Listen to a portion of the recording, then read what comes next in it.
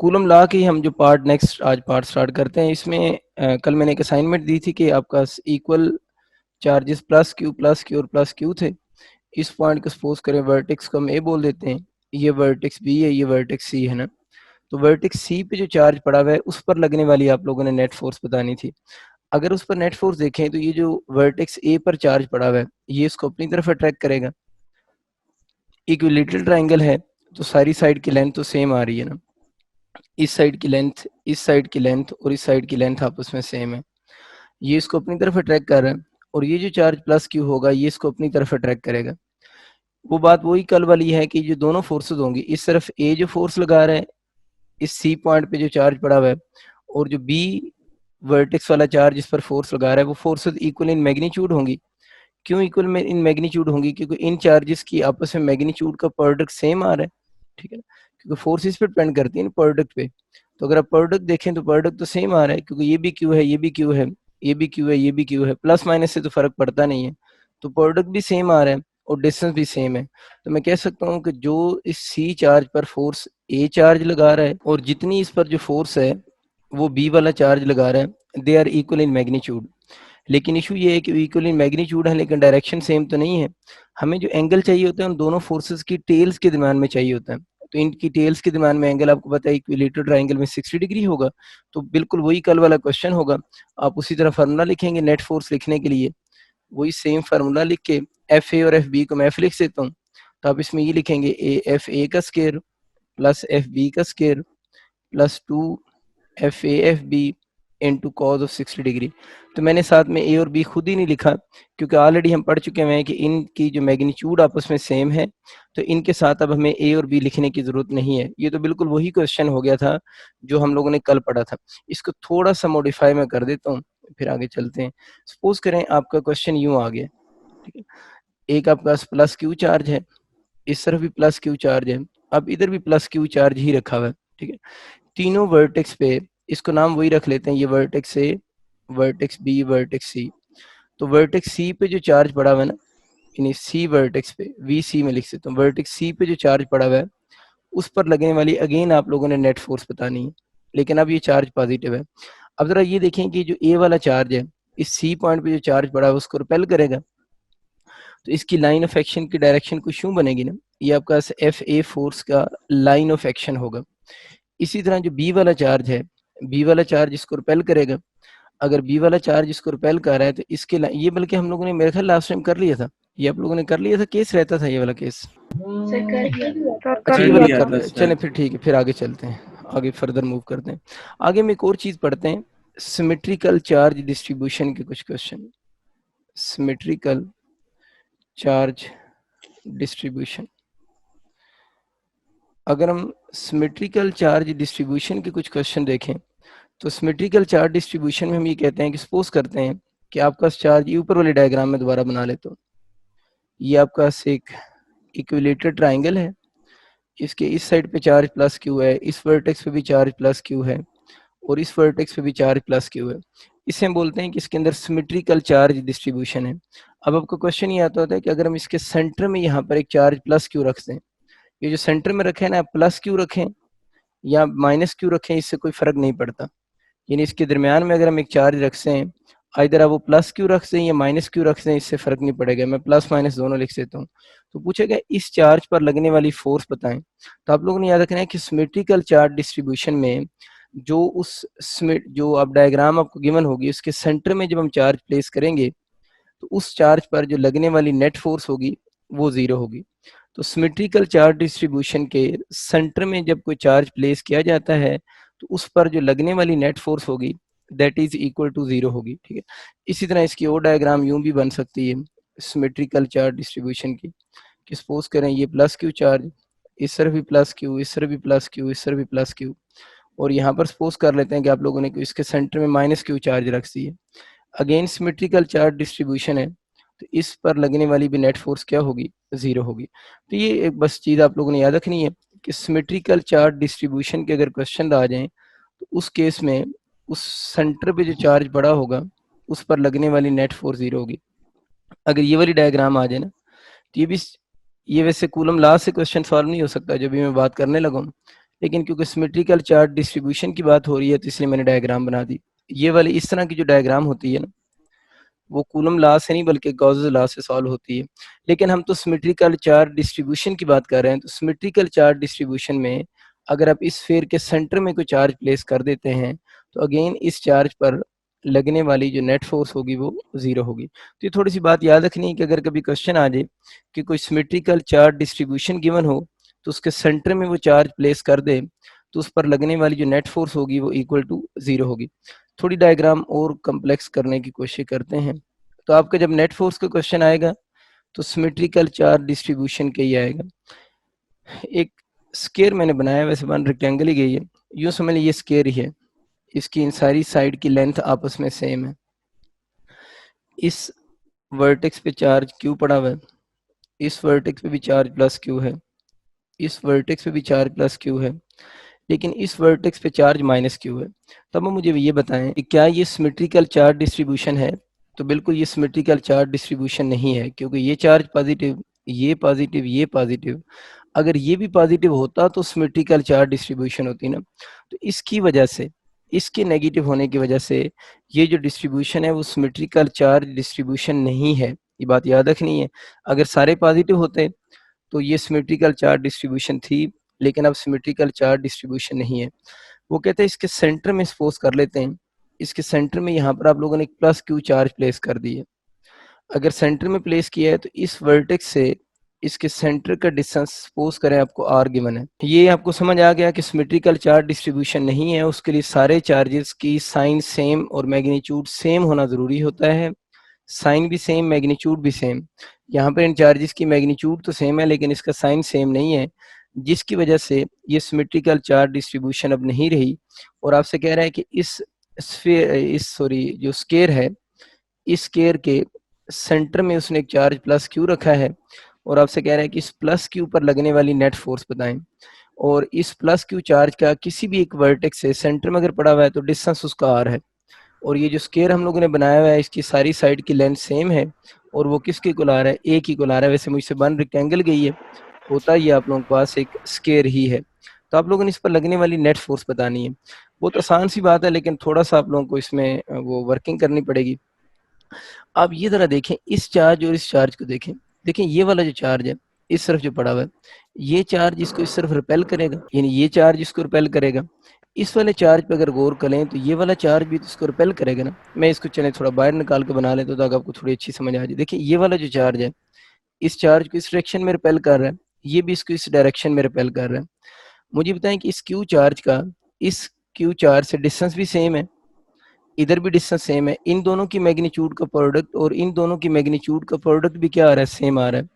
इसका मतलब ये हुआ, अगर मैं इसको नाम दे दूं, इसको मैं डी कह देता हूँ, इसको कोई नाम दे देते हैं, इस साइड को बी कह देते हैं, इस साइड को ए कह देते हैं, इस साइड को सी कह देते हैं, तो मैं कह सकता हूँ जो एफ डी फोर्स है और जो फोर्स कौन सी लग रही है? एफ बी लग रही है। उम्मीद है आपको मेरी बात समझ आ रही होगी, बहुत सिंपल सी बात है। ये वाला चार्ज इस पर जो फोर्स लगा रहा है और ये वाला चार्ज इस पर जो फोर्स लगा रहा है वो दोनों फोर्सेस का प्रोडक्ट भी सेम आता है, Q capital Q into small Q.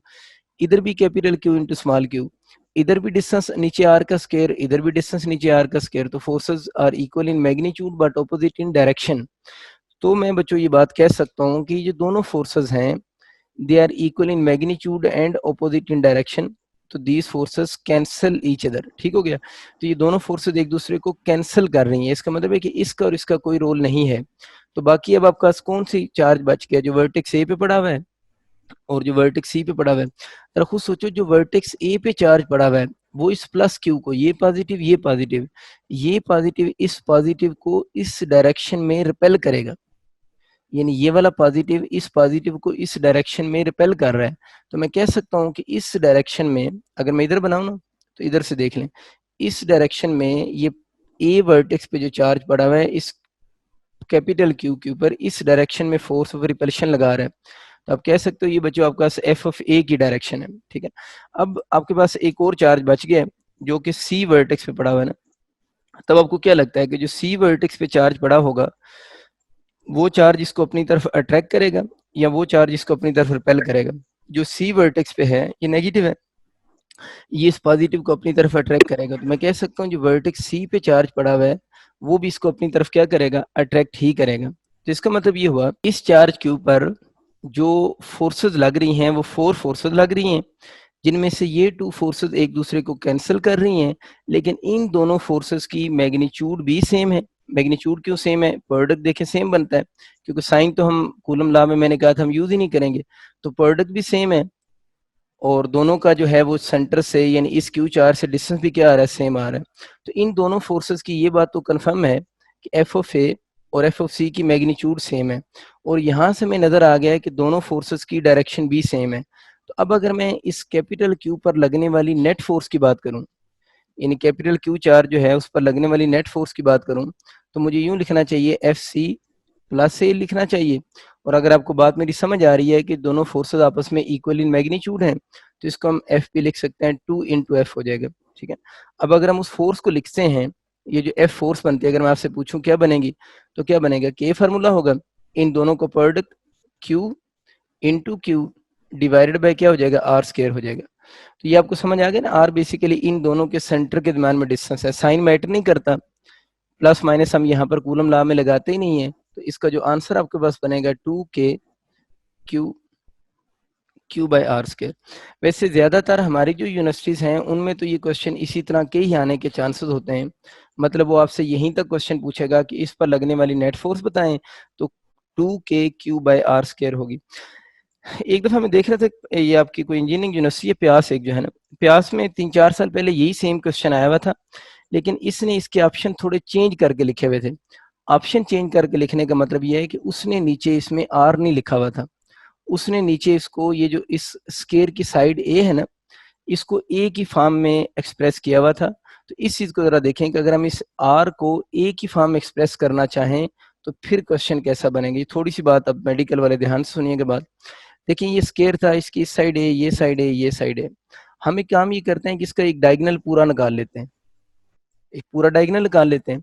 अगर मैं पूरा डायगोनल निकाल लूं तो ये राइट एंगल ट्राइंगल होगी, राइट एंगल ट्राइंगल के ऊपर पाइथागोरस थ्योरम अप्लाई होता है। पाइथागोरस थ्योरम क्या होगा, डायगोनल का मतलब ये होगा कि आप कह सकते हो मैं हाइपोटेन्यूज निकालना चाह रहा हूँ, तो इसका हाइपोटेन्यूज क्या बनेगा, हाइपोटेन्यूज का स्क्वायर इक्वल टू बेस का स्क्वायर प्लस परपेंडिकुलर का स्क्वायर। ठीक है, अब अगर हम इसमें हाइपोटेन्यूज को अलग कर लें तो ये आपका हाइपोटेन्यूज का स्क्वायर, चलें अभी लिख देता हूँ, 2a स्क्वायर हो गया, और हाइपोटेन्यूज यहाँ से किसके इक्वल बनेगा, √2a हो जाएगा ना। अब जिन बच्चों को बात मेरी सही समझ आ रही है, अगर मैं आपसे ये कहूँ कि मुझे तो यहाँ से आर ये वाला डिस्टेंस है ना, तो आर क्या होगा, अगर मैं ये बात कहूँ तो ठीक होगी, आर जो होगा इस डायगोनल का हाफ होगा। जिनको समझ आनी थी बात मेरी आ चुकी होगी। यहाँ से जो रेडियस बनेगा ना, यहाँ से यहाँ तक डिस्टेंस, वो डिस्टेंस जो होगा वो हाफ ऑफ डायगोनल होना चाहिए। ये उम्मीद है आपको बात समझ आ गई होगी कि जो आपके पास बन रहा है वो हाफ ऑफ क्या होना चाहिए, डायगोनल। अगर किसी को कन्फ्यूजन है तो फिर पूछ लीजिएगा मुझसे। तो क्योंकि टोटल जो है वो डायगोनल है ना, इसका हाफ आर होगा, क्योंकि हमारे क्वेश्चन में तो हमारे पास आपके पास आर गिवन है ना, आर की फॉर्म में क्वेश्चन है, तो आपके पास क्या बन रहा है, √2a डिवाइड बाय, मुझे 2 करना पड़ेगा ना, क्योंकि हमें क्या चाहिए, हाफ ऑफ डायगोनल चाहिए। यहाँ पर आर जो है वो हाफ ऑफ डायगोनल है, यानी आर √2 a/2 बनता है। इसको अगर मैं थोड़ा और सॉल्व करूं तो √2a डिवाइडेड बाय, इस 2 को मैंने बड़ी दफा बताया, हम 2 दफा अंडर रूट में लिख सकते हैं। किसी भी नंबर को 2 टाइम अंडर रूट में लिखा जा सकता है। अगर आप इसको कंबाइन करें तो ये 4 अंडर रूट बन जाएगा, अंडर रूट 4 2 के ही बराबर होता है। ये बहुत आसान सी बात पहले भी हुई थी, ये इससे कैंसिल हो गया। तो रेडियस यहाँ से जो बनेगा वो a/√2 बनेगा। इसका मतलब ये हुआ कि अगर ये क्वेश्चन में आर लिखा हुआ है तो फिर तो बड़ी अच्छी बात है, हमारा क्वेश्चन आर तक ही आएगा। लेकिन अगर उसने इस क्वेश्चन को ए की फॉर्म में एक्सप्रेस कर दिया तो फिर आप पहले क्या निकालेंगे, इसका डायगोनल निकालेंगे। डायगोनल कैसे निकालना है, पाइथागोरस थ्योरम से, क्योंकि ये राइट एंगल ट्राइंगल बन जाती है। उस डायगोनल का जो हाफ होगा वो रेडियस होगा। ठीक है ना, रेडियस हम किसे बोल रहे हैं, सेंटर से डिस्टेंस को मैं रेडियस बोल रहा हूँ। वैसे रेडियस का जो प्रॉपर वर्ड है वो तो स्फीयर के लिए ही या सर्कल के लिए ही यूज होता है, लेकिन इसको मैं रेडियस आर की वजह से बोल रहा हूँ कि सेंटर से डिस्टेंस इसका आर है, तो उसको मैं जनरली रेडियस बोल रहा हूँ। वैसे रेडियस प्रॉपर वर्ड जो है वो आपको पता है स्फीयर या सर्कल के लिए ही यूज होता है। अब हमें समझ आ गया कि आर a/2 की इक्वल है। तो अब अगर आपको आइडिया हो रहा है तो चलो मैं नेक्स्ट पेज को इसको थोड़ा और सॉल्व करता हूँ, इसी पॉइंट को। तो अगर इसको मैं अपने फार्मूला में पुट करता हूँ नेट फोर्स कैलकुलेट करने के लिए, तो 2kq डिवाइडेड बाय ये जो r का स्क्वायर लिखा हुआ है, उस r के स्क्वायर की जगह पर अब बच्चों हम क्या लिख सकते हैं, a बाय √2 का होल स्क्वायर, r का स्क्वायर है ना, तो a बाय √2 का होल स्क्वायर हो जाएगा। 2kq डिवाइडेड बाय, इसको हम लिख सकते हैं a का स्क्वायर बाय 2 लिख देंगे, ठीक है ना। ये स्क्वायर ओपन कर दिया ना, a का स्क्वायर बाय 2 हो गया, स्क्वायर एंड रूट से कैंसिल हो गया, ये 2 ऊपर जाकर मल्टीप्लाई हो जाएगा, तो बन जाएगा 4k क्यू कुछ ज़्यादा क्यू तो नहीं हो गया, डिवाइडेड बाय a स्क्वायर हो जाएगा। उम्मीद आपको बात समझ आ चुकी होगी। तो इस क्वेश्चन में थोड़ी सी कम्प्लेक्सिटी ये थी कि ये नॉन सिमेट्रिकल चार्ज डिस्ट्रीब्यूशन थी। वैसे मुझे ये लगता है कि जो इंजीनियरिंग को छोड़कर मेडिकल वाले ज़्यादातर पेपर में आपको सिमेट्रिकल चार्ज डिस्ट्रीब्यूशन के ही क्वेश्चन आएंगे, लेकिन अगर कोई नॉन सिमेट्रिकल चार्ज डिस्ट्रीब्यूशन का क्वेश्चन आ जाए तो उसको आप इस मेथड से इस तरह कोशिश करके सॉल्व कर सकते हैं। इसी बात को आगे चलाते हैं, एक और छोटा सा एमसीक्यू लेते हैं, फिर एक बहुत इंपॉर्टेंट टॉपिक की तरफ हम मूव करेंगे। एमसीक्यू कुछ यूं है, मैं उसकी स्टेटमेंट लिख देता हूँ। ये किसी को कन्फ्यूजन तो नहीं है कि डायगोनल से रेडियस कैसे बना है, अगर किसी को कन्फ्यूजन है तो मुझसे पूछ लें। अच्छा, तो हम एमसीक्यू की बात कर रहे थे कि two positive point charges are 3 centimetre apart, कि टू पॉजिटिव पॉइंट चार्जेस हैं are 3 centimetre apart and their combined charge is and their combined charge is 20 microcoulomb, ठीक है। if the force, ये बहुत बेसिक एमसीक्यू है, if the force जो है between them, if the force between them is 0.075 Newton, 0.075 Newton हो, then charges are, इसमें बस आपको एक मैंने थीम छोटी सी समझानी है जिसके लिए मैंने लिखा है क्वेश्चन। ऑप्शन चाहे तो आप लिख लें, क्योंकि ऑप्शन के बिना ये क्वेश्चन क्लियर नहीं होता। 10 माइक्रोकूलम, 10 माइक्रोकूलम, एक आप लिख लें 15 microcoulomb, 5 microcoulomb, 12 microcoulomb and 8 microcoulomb और 14 माइक्रोकूलम और 6 माइक्रोकूलम।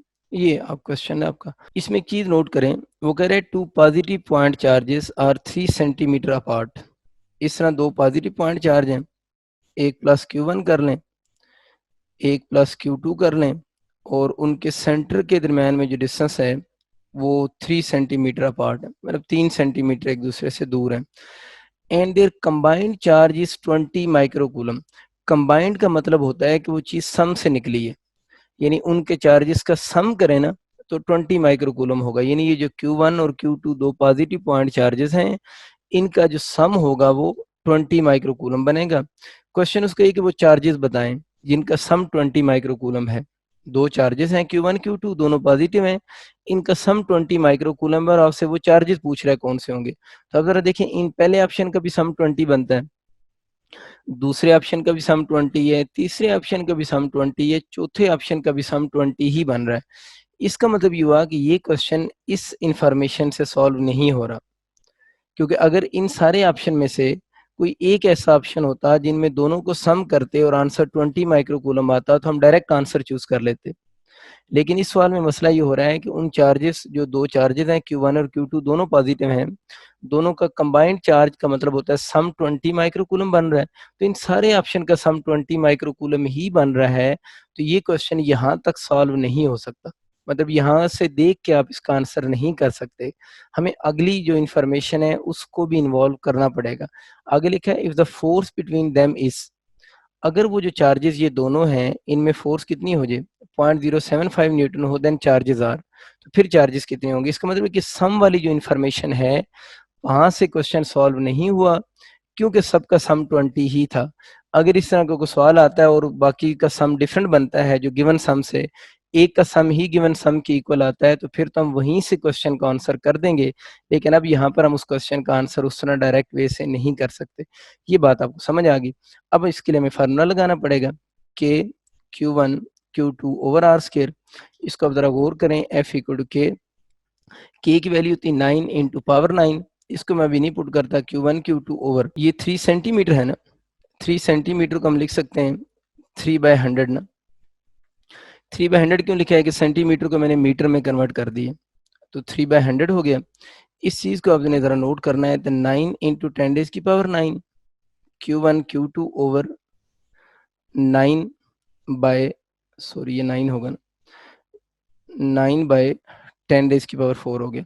अब एक छोटी सी चीज नोट करें, बाकी सारी चीजों को छोड़ दें, ये 9 इस 9 से कैंसिल हो गया। इसका मतलब ये हुआ कि इस क्वेश्चन में ये भी पावर है, ये भी 10 की पावर है, और अब इसका मतलब ये तो 10 की पावर्स हैं, इन 10 की पावर की वजह से कोई नंबर नहीं बन सकता। मतलब अगर यहाँ पर इनको मिलाएं तो कोई 10 की पावर ही बनेगी, नंबर नहीं बन सकता। नंबर का मतलब मैं इससे कह रहा हूँ, मतलब इन दोनों को इकट्ठा करने से ये नहीं हो सकता कि आपका वैल्यू 14 आ जाए, 15 आ जाए, 35 आ जाए, 75 आ जाए। ये जस्ट 10 की पावर्स हैं। अब हमें ये जो फोर्स गिवन है, वो फोर्स गिवन है 0.075। इसका मतलब ये हुआ कि जो फोर्स 0.075 न्यूटन गिवन है, हम लोगों ने इन चार्जेस को जब मल्टीप्लाई किया है ना, असल में जब आगे वो मतलब जब हम लोगों ने इन चार्जेस को आपस में मल्टीप्लाई किया है, तो उन दोनों के मल्टीप्लिकेशन में आंसर में 75 आ रहा था, तभी तो ये आंसर 75 आया है ना, क्योंकि इसकी वजह से और इस पावर की वजह से 75 नहीं बन सकता। हमें इससे कोई कंसर्न नहीं है कि 0.075 जो है वो मतलब क्या आ रहा है, हमें इससे के बाद एक और जीरो भी लगा होता फिर भी कोई कंसर्न नहीं था। हम लोगों ने इस नंबर को देखना है।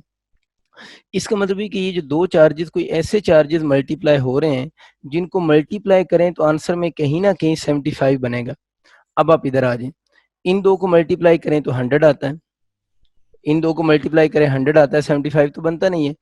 अब आप 12 को 6 से करेंगे तो 12 को 8 से करेंगे तो 96 आएगा। इसका मतलब कि यहाँ पर अगर कोई 96 जैसी टर्म लिखी होती ना, पॉइंट शांट को हम नहीं सोच ही रहे, अगर यहाँ पर कोई 96 जैसी टर्म लिखी हुई होती तो फिर मेरा आंसर ये वाला होता, और अगर इन दोनों को मल्टीप्लाई करें तो मेरा ख्याल है 84 बनता है।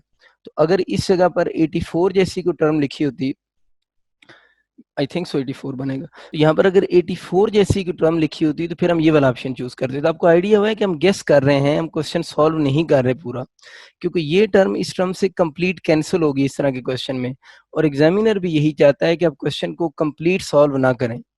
अगर किसी को ये अप्रोच नहीं समझ आ रही तो फिर वो क्वेश्चन को कंप्लीट सॉल्व भी कर सकता है, लेकिन ये जो मैं अप्रोच बता रहा हूँ बहुत बेसिक है, कि अगर आपको यहाँ पर 84 नजर आता है, 84 के साथ पॉइंट शाइंट जो मर्जी लगे हुए हैं, तो आप ये वाला ऑप्शन चूज करेंगे। अगर 96 नजर आता है तो आप ये वाला ऑप्शन चूज करेंगे। हमारा तो 75 है, इसमें कि 15 को 5 से मल्टीप्लाई करें तो 75 बनता है। इसका मतलब ये हुआ कि इसका ऑप्शन फिर आप लोगों के पास बीटा ही ऑप्शन होगा। एक तरीका सिंपल क्या है कि आप इस पूरे क्वेश्चन में आपको Q1 Q2 की वैल्यूज, अब आप लोगों ने इसमें बारी बारी देखें ना कितना मुश्किल हो जाएगा, कि आप पहले इसको पुट करके आंसर निकाल लें, फिर इसको पुट करके आंसर निकालें, आपको 4 दफा चेक करना पड़ेगा, तब जाके पता चलेगा ना 0.075 किसका आंसर आया हुआ है।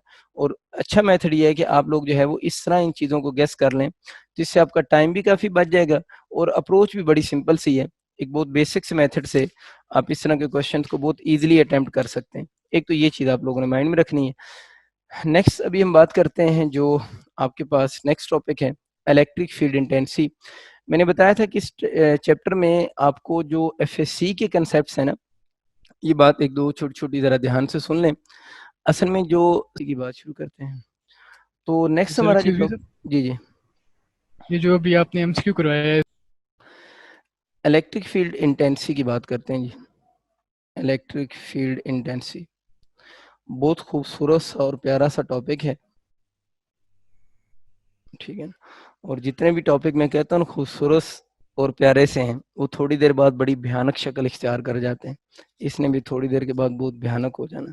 पहले हम अपनी बुक की प्यारी प्यारी बातें करते हैं। इलेक्ट्रिक फील्ड इंटेंसिटी जो है उसको हम ई से डिनोट करते हैं, और इस इलेक्ट्रिक फील्ड इंटेंसिटी का formula electric force per unit charge होता है, यानी electric force per unit charge होगा, और ये इसका जनरल फार्मूला है। और अगर हम इसकी यूनिट की बात करें तो इसकी यूनिट न्यूटन पर कूलम होती है। आगे चल के हम इसकी और यूनिट भी एक पढ़ेंगे, वो इसकी यूनिट वोल्ट पर मीटर भी बनेगी। दो इसकी यूनिट्स होती हैं, एक न्यूटन पर कूलम होती है जो यहाँ से बन रही, आगे चल के हम एक और भी पढ़ेंगे जो कि वोल्ट पर मीटर है। इलेक्ट्रिक फील्ड इंटेंसिटी के बारे में याद रखना है कि इलेक्ट्रिक फील्ड इंटेंसिटी जो है वो एक वेक्टर क्वांटिटी है, ठीक है ना, एक वेक्टर क्वांटिटी है, और ये सेटिस्फाई करती है प्रिंसिपल ऑफ सुपरपोजिशन को, satisfies principle of superposition, principle of superposition. यानी ये प्रिंसिपल ऑफ सुपरपोजिशन जो है उसको इलेक्ट्रिक फील्ड इंटेंसिटी जो है वो अगर कभी एमसीक्यू आ जाता है तो सेटिस्फाई कर रही होती है। इसमें हम एक वर्ड यूज करते हैं जो क्यू नॉट लिखा हुआ है ना, इस क्यू नॉट के बारे में हम बोलते हैं कि ये एक टेस्ट चार्ज है, ठीक है। क्यू नॉट के बारे में हम एक वर्ड यूज करते हैं, ये टेस्ट चार्ज होता है। टेस्ट चार्ज क्या चीज होता है? टेस्ट चार्ज बेसिकली एक स्मॉल चार्ज होता है, और इसका काम क्या होता है? स्मॉल चार्ज होता है यूज टू चेक, यानी टेस्ट चार्ज एक स्मॉल चार्ज होता है विच यूज टू चेक, क्या चीज चेक करने के लिए यूज होता है? Nature of source charge. एक तो नेचर ऑफ सोर्स चार्ज को चेक करने के लिए यूज होता है। अब सोर्स चार्ज क्या चीज है? सोर्स चार्ज बेसिकली वो बड़ा चार्ज होता है जिसके फील्ड में हम इंटरेस्टेड होते हैं, यानी सोर्स चार्ज वो बड़ा चार्ज है जिसके फील्ड में हम इंटरेस्टेड हैं, जिसके फील्ड को हम स्टडी करना चाह रहे हैं ना, उस चार्ज को हम सोर्स चार्ज कहते हैं, जिसके फील्ड में हम इंटरेस्टेड होते हैं। तो स्मॉल जो टेस्ट चार्ज होता है, स्मॉल चार्ज होता है use to check nature of source charge. Nature of source charge का मतलब क्या है कि वो जो सोर्स चार्ज है जिसके फील्ड में हम इंटरेस्टेड हैं वो पॉजिटिव है या वो नेगेटिव है। तो ये टेस्ट चार्ज हमें बताता है कि वो जो सोर्स चार्ज की नेचर क्या है। सोर्स चार्ज की नेचर का मतलब क्या है कि वो सोर्स चार्ज पॉजिटिव है या वो सोर्स चार्ज नेगेटिव है, इसके बारे में हमें इंफॉर्मेशन टेस्ट चार्ज देता है। यूज दूसरा इसका काम ये होता है, it is use to check the strength of field, strength of field. जाहिर है जो सोर्स चार्ज होगा वो अपने अराउंड अपना फील्ड तो बनाएगा ना, यूं समझें कि ये कोई सोर्स चार्ज है ना, अब इसके अराउंड इसका अपना ये फील्ड बना हुआ है ना। अब आप लोगों ने इसकी स्ट्रेंथ चेक करनी है किसी पॉइंट पे, यानी इस पॉइंट पे आप ये चेक करना चाह रहे हैं इसकी स्ट्रेंथ कितनी है, इस पॉइंट पे आप चेक करना चाह रहे हैं इसकी फील्ड की स्ट्रेंथ कितनी है। तो जिस जगह पर इसके फील्ड की स्ट्रेंथ आप लोगों ने चेक करनी हो वहां पर आप लोगों ने किस चार्ज को प्लेस कर देना है? टेस्ट चार्ज को प्लेस कर देना है। तो टेस्ट चार्ज के बेसिकली काम एक तो इसकी नेचर बताना होता है। नेचर कैसे बताता है कि अगर ये सोर्स चार्ज पॉजिटिव होगा तो टेस्ट चार्ज, तो हम टेस्ट चार्ज होता है ना इसको बाय कन्वेंशन हम पॉजिटिव ही लेते हैं। टेस्ट चार्ज होता है बाय कन्वेंशन पॉजिटिव ही होता है, ठीक है। टेस्ट चार्ज का यूं समझ लें कि हम फिजिक्स के अंदर पॉजिटिव ही लेंगे, बात खत्म होगी। तो टेस्ट चार्ज आपका पॉजिटिव है, अगर ये सोर्स चार्ज पॉजिटिव हो तो इसकी नेचर कैसे पता चलेगी? ये पॉजिटिव अगर इसको रिपेल कर रहा है, बाहर की तरफ फोर्स लगा रहा है, जिसकी नेचर पॉजिटिव है। लेकिन अगर ये नेगेटिव होता, अगर ये वाला चार्ज नेगेटिव होता तो फिर इसने इसको इनसाइड फोर्स लगानी थी ना। तो इस चार्ज पर जो लगने वाली फोर्स होगी ना, उस अगर force away from source charge लग रही है तो वो पॉजिटिव सोर्स चार्ज, जो सोर्स चार्ज होगा उसकी नेचर पॉजिटिव होगी। अगर इस टेस्ट चार्ज पर फोर्स टुवर्ड्स पॉजिटिव चार्ज लग रही है तो फिर जो सोर्स चार्ज होगा वो आप लोगों का नेगेटिव होगा। तो बहुत आसान सी बात है। दूसरा, इस चार्ज पर कितनी फोर्स लग रही है, यानी इस चार्ज पर जितनी फोर्स लगेगी उस फोर्स को अगर हम उस टेस्ट चार्ज की मैग्नीट्यूड से डिवाइड कर दें, यानी आप लोगों ने इस पॉइंट पे टेस्ट चार्ज को रखा, सोर्स चार्ज ने इस टेस्ट चार्ज पर फोर्स लगाई, जितनी फोर्स लगाई है उस फोर्स को अगर उस टेस्ट चार्ज की मैग्नीट्यूड से डिवाइड कर दें तो जिस पॉइंट पे आप लोगों ने टेस्ट चार्ज को रखा हुआ है वहां पर स्ट्रेंथ ऑफ फील्ड निकल आएगी। यानी वहां पर हमें पता चल जाएगा कि फील्ड कितना स्ट्रांग है।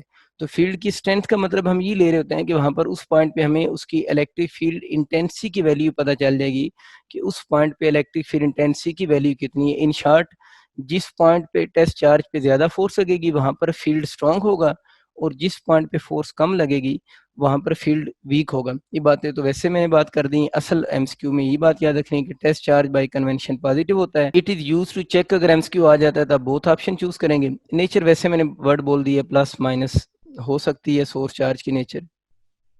सोर्स चार्ज वो बड़ा चार्ज होता है जिसके फील्ड में हम इंटरेस्टेड होते हैं।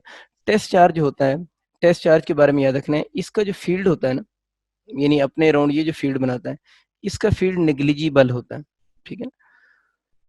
तो ये याद रखना है कि अगर आज ना टेस्ट चार्ज का अपना फील्ड किधर होगा, मतलब हर जो चार्ज होता है ना वो अपने अराउंड फील्ड बनाता है ना। तो अगर पूछता है कि टेस्ट चार्ज का फील्ड कितना होगा तो आप लोगों ने ये याद रखना है कि टेस्ट चार्ज का जो फील्ड होता है वो नेग्लिजिबल फील्ड होगा। दूसरे लफ्जों में हम अपनी कैलकुलेशन के अंदर जो टेस्ट चार्ज होता है उसके फील्ड को कंसिडर नहीं करते, हम ये कहते हैं उसका फील्ड जो होगा वो नेग्लिजिबल फील्ड होगा। एक छोटी सी बात जरा सुने, एमसीक्यू एक आधा करते हैं। सपोज करें ये सोर्स चार्ज है, इसके फील्ड में इस जगह पर मैंने टेस्ट चार्ज प्लेस किया है।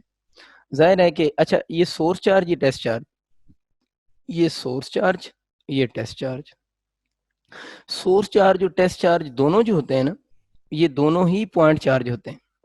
ये बात याद रखनी, क्योंकि पॉइंट चार्ज एक रिलेटिव टर्म है ना, मतलब रिलेटिव टर्म का मतलब है दो चार्ज इकट्ठे होंगे तो पता चलेगा ना पॉइंट चार्ज है। तो सोर्स चार्ज और टेस्ट चार्ज होते हैं, अगर इनमें से पूछे ना पॉइंट चार्ज कौन सा है, तो दोनों ही पॉइंट चार्जेस हैं। अब आप इन शॉर्ट यूं याद रख लें कि ये दोनों पॉइंट चार्जेस, कहने का मकसद मेरा ये है कि ये अगर दोनों पॉइंट चार्जेस होंगे तो कूलम लॉ को ओबे करेंगे ना। कूलम लॉ क्या है कि like charges repel each other. तो अगर ये इसको रिपेल कर रहा है तो इसका मतलब ये है कि ये कूलम लॉ को ओबे कर रहे हैं।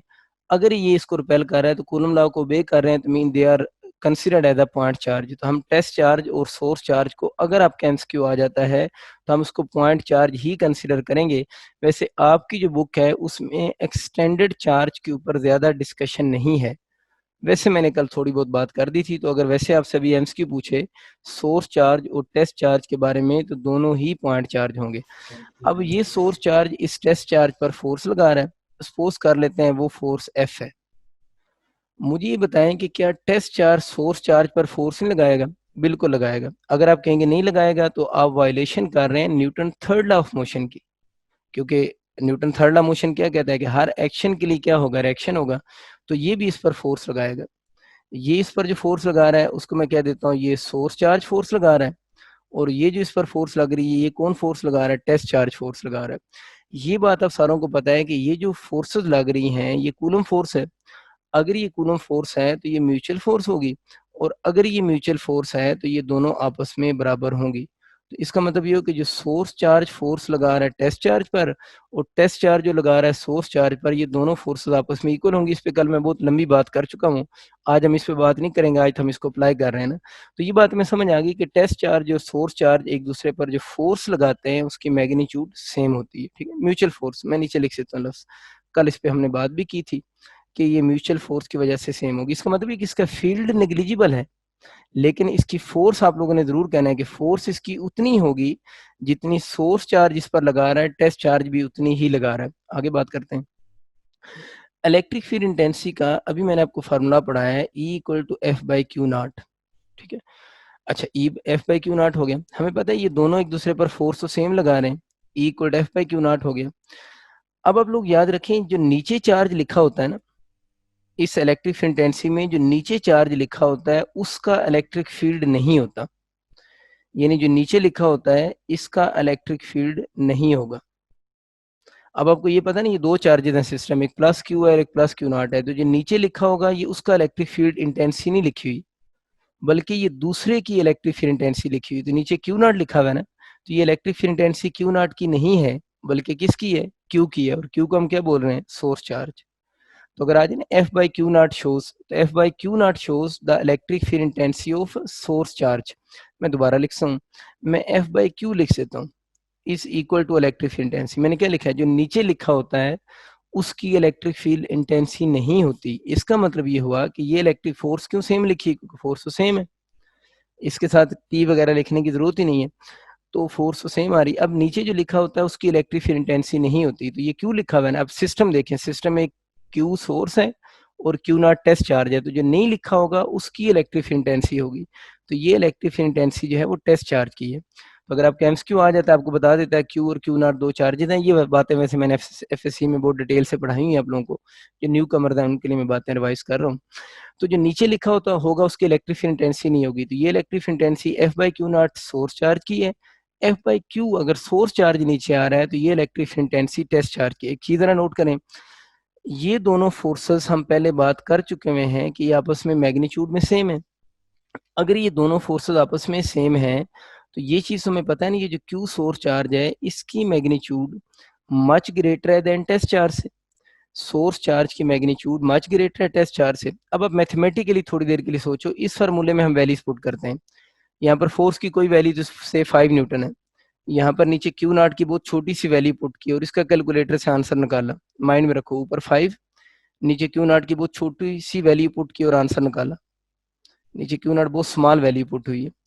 इधर भी फोर्स 5 न्यूटन सपोज करें और नीचे आप लोगों ने बहुत बड़ी वैल्यू पुट की है और इसका भी आप लोगों ने आंसर निकाला, तो नीचे जितनी छोटी वैल्यू पुट होगी उधर ऊपर फोर्स तो कांस्टेंट है ना, नीचे जितनी स्मॉल वैल्यू पुट करेंगे इलेक्ट्रिक फील्ड इंटेंसिटी का आंसर उतना ज्यादा आएगा, और नीचे जितनी आप बड़ी वैल्यू पुट करेंगे इलेक्ट्रिक फील्ड इंटेंसिटी का आंसर उतना कम आएगा। तो मैं कह सकता हूं कि ये जो सोर्स चार्ज है और जो टेस्ट चार्ज है ये दोनों एक दूसरे पर फोर्स सेम लगा रहे हैं, लेकिन इन दोनों की इलेक्ट्रिक फील्ड इंटेंसिटी सेम नहीं है। सोर्स चार्ज की इलेक्ट्रिक फील्ड इंटेंसिटी जो होगी वो मच ग्रेटर होगी than electric field intensity of test charge से। तो उम्मीद है ये बात आपको समझ आ चुकी होगी कि किसकी इलेक्ट्रिक फील्ड इंटेंसिटी ज्यादा होती है और किसकी इलेक्ट्रिक फील्ड इंटेंसिटी की वैल्यू कम होगी। अच्छा, वैसे अगर हम बात करें ना मैग्नीट्यूड ऑफ सोर्स चार्ज की, सॉरी सोर्स चार्ज की मैग्नीट्यूड तो कुछ भी हो सकती है ना, मैग्नीट्यूड ऑफ टेस्ट चार्ज में समझ आ गया बाई कन्वेंशन पॉजिटिव होता है। अगर आ जाए ना usually magnitude of test charge क्या होती है, यूजली का वर्ड यूज हो जाए तो फिर तब सारों को याद है कि टेस्ट चार्ज की मैग्नीट्यूड यूजली हम 1 कूलम ले रहे होते हैं, +1 कूलम लिख दूं चलिए तब भी ठीक है। तो टेस्ट चार्ज की यूजली मैग्नीट्यूड हम +1 कूलम ले रहे होते हैं, लेकिन अगर आपके एमसीक्यू आ जाए कि smallest magnitude of test charge, यानी ये की वर्ड है ना, मैं स्टार बना देता हूँ, अगर आ जाए ना smallest magnitude of test charge कितनी होगी, तो smallest magnitude of test charge की जब हम बात करेंगे तो ये अब स्पेशल केस होगा, वो मैग्नीट्यूड पूछे 1 कूलम, स्मॉलेस्ट वर्ड पूछे तो फिर आप लोगों ने 1.6 इंटू 10⁻⁻19 कूलम चूज करनी है। तो smallest magnitude of charge test charge होती है, यानी सबसे छोटा जो टेस्ट चार्ज होता है वो इतना हो सकता है। इसके बारे में एक और बात भी याद रखनी है, ये जो लिखा है ना Q0 1.6 इंटू -19 कूलम, ये मिनिमम चार्ज है, ये बेसिकली मिनिमम चार्ज है दैट कैन एग्जिस्ट इंडिपेंडेंटली, ठीक है। तो ये मिनिमम चार्ज है जो इंडिपेंडेंटली एग्जिस्ट कर सकता है। इंडिपेंडेंटली देखें जो क्वार्क्स होते हैं ना, क्या मैंने वर्ड बोला है क्वार्क्स, अभी इसमें बात नहीं करूंगा क्वार्क्स पे, वैसे आइडिया दे रहा हूँ क्वार्क्स का जो चार्ज होता है वो इससे कम होता है, लेकिन मसला ये है कि जो क्वार्क्स होते हैं अभी तक उनकी इंडिपेंडेंट एग्जिस्टेंस प्रूव नहीं हुई, मतलब उनका चार्ज क्वार्क्स का इससे कम होता है, लेकिन जो क्वार्क्स होते हैं उनकी अभी तक इंडिपेंडेंट एग्जिस्टेंस प्रूव नहीं हुई। इसीलिए अगर आपका ये एमसीक्यू आ जाता है कि minimum charge that can exist independently, तो वो 1.6 इंटू -19 कूलम होगा। और आप कह सकते हैं ये जो चार्ज आन इलेक्ट्रॉन है या चार्ज आन प्रोटॉन है, ये वो मिनिमम चार्ज है जो इंडिपेंडेंटली एग्जिस्ट कर सकता है। ये आपका एमसीक्यू आ जाए, ये आपका ये एमसीक्यू आ जाए कि smallest magnitude of test charge क्या होगी, तो आप लोगों ने 1.6 इंटू -19 कूलम ही चूज करना है। कूलम के बारे में आप सबको याद है कि 1 कूलम किसके बराबर होता है, ये बातें तो करने की जरूरत नहीं, शर्म वाली बातें। कूलम पता नहीं यूनिट ऑफ चार्ज होती है, कूलम जो है वो यूनिट ऑफ चार्ज है, और ये आपको पता है यूनिट जो है वो ड्राइव्ड यूनिट है। और अक्सर बच्चे कंफ्यूज हो जाते हैं, ऐसा यूनिट भी तो है ना, क्योंकि बेस यूनिट भी ऐसा ही होती हैं और ड्राइव्ड यूनिट भी ऐसा ही होती हैं। तो ये यूनिट ऑफ चार्ज है, बल्कि ऐसा यूनिट ऑफ चार्ज है, लेकिन अगर पूछेगा तो ये बेस यूनिट नहीं है कूलम, ये ड्राइव्ड यूनिट, आपको ऑलरेडी पता है। तो 1 कूलम जो इक्वल होता है वो 6.25 क्रॉस 10⁻18 इलेक्ट्रॉन्स के बराबर होता है। इसका मतलब ये हुआ कि हम कहते हैं इस बॉडी पर इतने कूलम चार्ज है, तो अगर बॉडी पर 1 कूलम चार्ज होगा तो 6.25 इंटू 10⁻18 इलेक्ट्रॉन्स उसके यहाँ ऐड हो चुके होंगे, या उसके इतने इलेक्ट्रॉन क्या हो चुके होंगे, रिमूव हो चुके होंगे।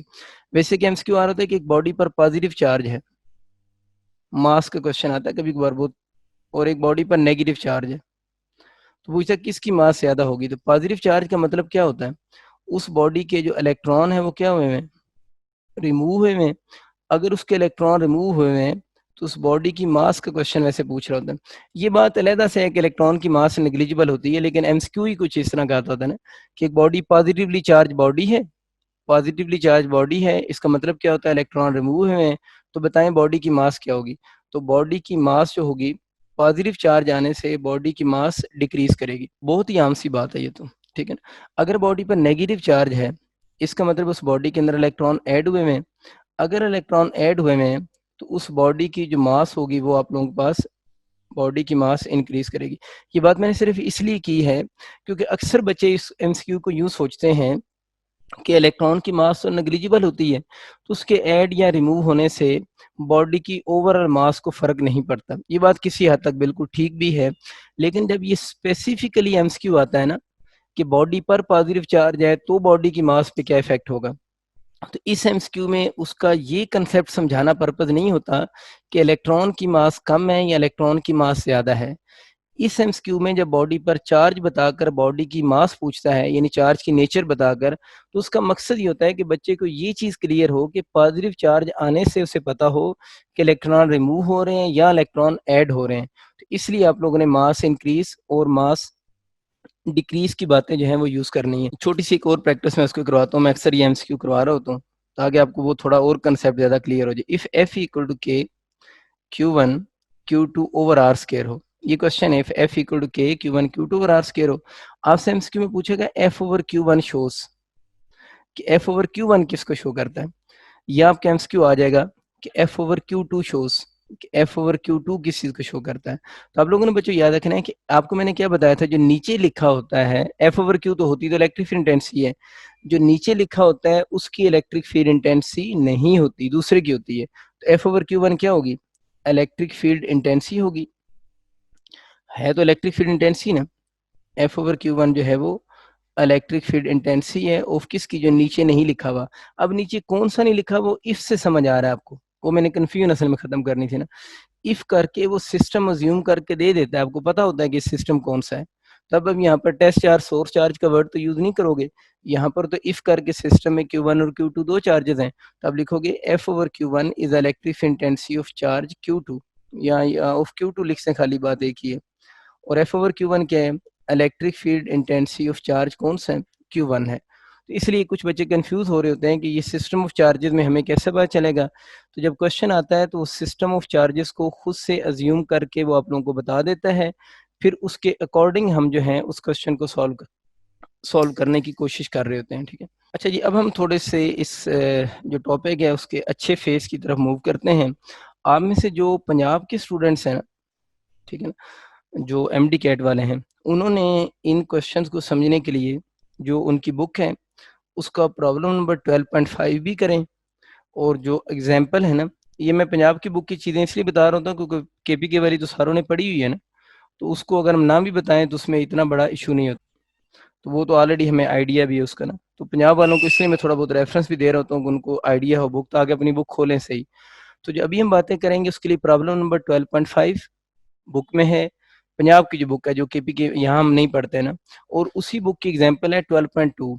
ये जो अभी हम बातें करेंगे इनकी प्रैक्टिकल फॉर्म में आपको चीज़ें वहाँ से बड़े अच्छे तरीके से मिल सकती हैं, तो उस बुक से आप लोगों ने ये चीज़ें देखेंगे तो आपको आइडिया हो जाएगा। अब ये क्वेश्चन दो तरह से आते हैं, मैं थोड़ी सी बात लिख देता हूँ। ये क्वेश्चन यूँ आते होते हैं, ये भी आपको थोड़ी देर बाद बात समझ आएगी जो असल बात है ना। एक तो इसके क्वेश्चन ये आ सकते हैं कि फाइंड करें जीरो फील्ड स्पॉट, एक यूं क्वेश्चन आते हैं फाइंड जीरो फील्ड स्पॉट, या क्वेश्चन यूं आ जाता है फाइंड न्यूट्रल जोन। ठीक है, zero field spot find out करें, या क्वेश्चन आ जाता है फाइंड न्यूट्रल जोन। एक तो ये क्वेश्चन का ट्रेंड है, क्योंकि ये जो एग्जाम्पल है और न्यूमेरिकल है इसमें इसने word zero field spot use किया हुआ है कि जीरो फील्ड स्पॉट बताएं, या आप लोगों को कहा हुआ है कि न्यूट्रल जोन बताएं। ठीक है, अच्छा, अब एक और क्वेश्चन भी आ रहा होता है इसी के साथ ही, वो कह रहा होता है कि इसी के साथ आर करके मैं लिख सकता हूँ find the place where third charge is in equilibrium. जिस तरह केपीके की बुक में एक सवाल है ना, वो एक न्यूमेरिकल है ना, मेरे ख्याल थर्ड न्यूमेरिकल बनता है शायद, जिसमें उसने कहा हुआ है कि वो थर्ड चार्ज इक्विलिब्रियम में है, और उसने तो खैर उस थर्ड चार्ज की मैग्नीट्यूड पूछी हुई है ना, तो ये यहाँ पर मैग्नीट्यूड के क्वेश्चन तो नहीं आते क्योंकि वो न्यूमेरिकल हो जाता है। तो आपके सवाल आ सकते हैं जीरो फील्ड स्पॉट बताएं, न्यूट्रल जोन बताएं, यूं क्वेश्चन आ सकता है find the place where third charge is in equilibrium, कि जहां पर जो थर्ड चार्ज हम रखेंगे तो थर्ड चार्ज जो होगा वो इक्विलिब्रियम में होगा। इसको मैं आपको दो तरह से करवाता हूँ, लास्ट ईयर तो मैंने थोड़ा डिफरेंट वे से करवाया था, मैं आपको थोड़ा सिंपल करके करवाता हूँ ताकि आपको जल्दी चीज़ें समझ आ जाएं। आप इसका केस 1 ये नोट कर लें। मैंने एक्चुअल मेथड से नहीं करवा रहा, थोड़ा सा एक्चुअल मेथड का भी आइडिया बाद में दे दूंगा। इस शॉर्टकट से करवाता हूँ। जो रिपीटर्स हैं उनको लगेगा शायद मैंने टॉपिक को चेंज कर दी है, लेकिन बात वही है। लेकिन वो उस तरह मैंने लास्ट टाइम भी फील किया था कि बहुत सारे बच्चों को वो इतने ज़्यादा केसेस याद ही नहीं हो रहे थे ना, इसलिए मैं थोड़ा शॉर्ट फॉर्म में कर देता हूँ। यूँ समझने कि केस 1 कब अप्लाई होगा, जब सिमिलर चार्जेस हों। केस 1 कब अप्लाई होगा, जब सिमिलर चार्जेस हों। थोड़ी देर तक बात आपको क्लियर होगी, ठीक है। सिमिलर चार्जेस हों यानी दोनों पॉजिटिव हों या दोनों चार्जेस क्या हों, नेगेटिव हों, तब केस 1 अप्लाई होगा, ठीक है।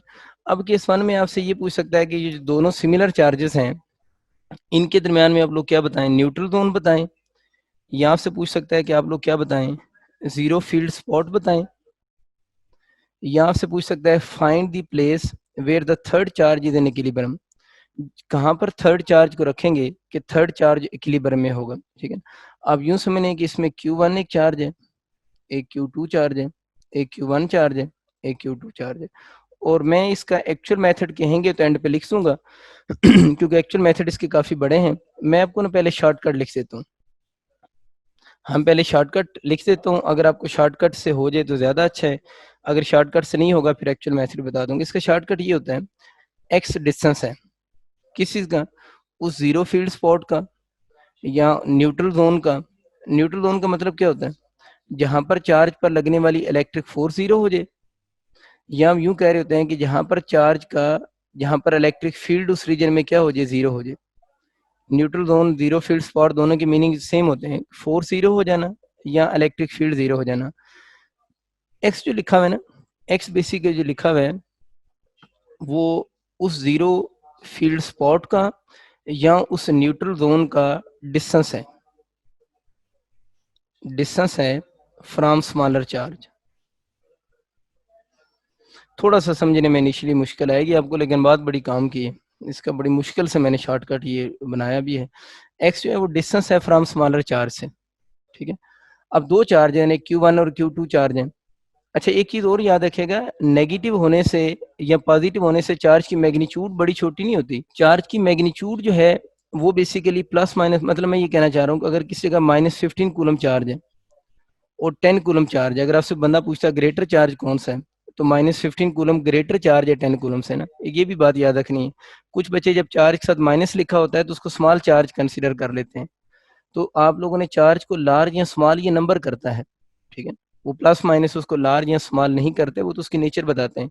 तो एक्स जो मैंने लिखा है वो डिस्टेंस फ्रॉम किस चार्ज से, स्मॉलर चार्ज से डिस्टेंस है, और हम ये ज्यूम कर लेते हैं कि Q2 जो है वो बड़ा है Q1 से। हम जब भी हमारा क्वेश्चन आएगा ना तो हम Q1 को स्मॉल चार्ज लिखा करेंगे, Q2 को बड़ा चार्ज लिखा करेंगे। अब बचूंगड़ो मैं इसका शॉर्टकट लिखने लगा हूँ, Q1 under root divided by Q2 under root plus Q1 under root, और दोनों चार्जेस के दरमियान में जो भी डिस्टेंस अज्यूम करेंगे। हमारी जो बुक्स हैं वैसे ज़्यादातर उनमें इनके दरमियान में डिस्टेंस R अज्यूम किया जाता है। इंटरेस्ट में जब ज़्यादातर क्वेश्चन आता है तो डिस्टेंस L भी लिखा जाता है। तो अगर R डिस्टेंस अज्यूम आप करेंगे तो यहाँ पर R लिख दें, क्योंकि एंड पे तो R ने ख़त्म हो जाना है, R लिखें या L लिखें एक ही बात है। और बुक में ज़्यादातर जो ये जो एग्जाम्पल है इसमें उसने R अज्यूम किया हुआ, तो R लिखें या L लिखें फ़र्क नहीं पड़ता। ये वाला फार्मूला, और ये वाला फार्मूला कब अप्लाई होगा, इसमें Q1 कौन सा है, स्मॉलर चार्ज, एक्स उस पॉइंट का डिस्टेंस है स्मॉलर चार्ज से जिस पॉइंट पे इलेक्ट्रिक फील्ड जीरो हो रहा है, Q2 Q1 इंटू आर आपके पास हो जाएगा। और ये वाला शॉर्टकट कब अप्लाई होगा, जब दोनों चार्जेस जो होंगे वो सिमिलर चार्जेस होंगे। अब अगर अपोजिट चार्जेस का क्वेश्चन आ जाए, इसी के साथ शॉर्टकट 2 भी बना देते हैं ताकि फिर अगले पेज पे सवालों की तरफ चले जाएं। मैं इसके क्वेश्चन करवाता हूँ, इसमें परेशान नहीं होना। अगर दोनों अपोजिट चार्जेस आ जाए, अगर दोनों अपोजिट चार्जेस आ जाएं तो फिर फर्क सिर्फ ये पड़ेगा, इस फार्मूला यही रहेगा, इस प्लस की जगह पर माइनस आ जाएगा। तो प्लस की जगह पर यानी अपोजिट चार्जेस के लिए आप लोगों ने कौन सा साइन लगाना है, नेगेटिव साइन लगाना है। यानी प्लस साइन कब लगाना है, जब सिमिलर चार्जेस हों, और माइनस साइन कब लगाना है, जब दोनों अपोजिट चार्जेस हों। To find the zero field location, या हम कहाँ पर तीसरे चार्ज को रखेंगे कि थर्ड चार्ज इक्विलिब्रियम में होगा, या जीरो फील्ड स्पॉट बताने के लिए या न्यूट्रल जोन बताने के लिए हम ये वाला क्वेश्चन, ये वाला मेथड यूज करेंगे। बड़ा कमाल किस्म के दोनों शॉर्टकट्स हैं, अगर सही अप्लाई हो जाएं इनका कमाल आपको तब समझ आएगा जब आप वो बुक से न्यूमेरिकल देखेंगे ना, तो आपको आइडिया होगा कि कम से कम न्यूमेरिकल उसने 1.5 2 पेजेस पे करवाए हैं। और लास्ट टाइम मैंने भी इंटरेस्ट में जो क्वेश्चन करवाए थे वो मैंने अपनी तरफ से तो बड़े शॉर्टकट छोटा करने की कोशिश की थी, लेकिन फिर भी वो काफ़ी बड़े फार्मूले थे। ये बड़ा अच्छा है, एक फार्मूला याद करना है, प्लस माइनस आपको वैसे ही याद हो जाएगा। अपोजिट चार्जेस के लिए माइनस, सिमिलर चार्जेस के लिए प्लस आएगा। अब हम इसकी प्रैक्टिस करते हैं, ये क्या लिखा हुआ है, तो फिर आपको सही समझ आएगा कि क्वेश्चन है क्या असल में। चलें जी, सवाल मैं आपको एक आधा देता हूँ। मैं थोड़े क्वेश्चन वो करवाता हूँ क्योंकि कुछ रिपीटर भी हैं, जो लास्ट ईयर करवाए थे उनको थोड़ा चेंज कर देता हूँ ताकि उससे रेलिवेंट आपसे बातें समझ आ जाए। सपोज करो आपका बच्चों क्वेश्चन यूँ आ गया है, एक चार्ज प्लस क्यू है, ठीक है, फोकस करना है सवाल पे। दूसरा चार्ज प्लस 4Q है, एक चार्ज प्लस क्यू, दूसरा चार्ज प्लस 4Q, और आपसे वही क्वेश्चन आ सकते हैं, find the zero field spot, कि इन दोनों चार्जेस के किस जगह पर इलेक्ट्रिक फील्ड जीरो होगा, ठीक है।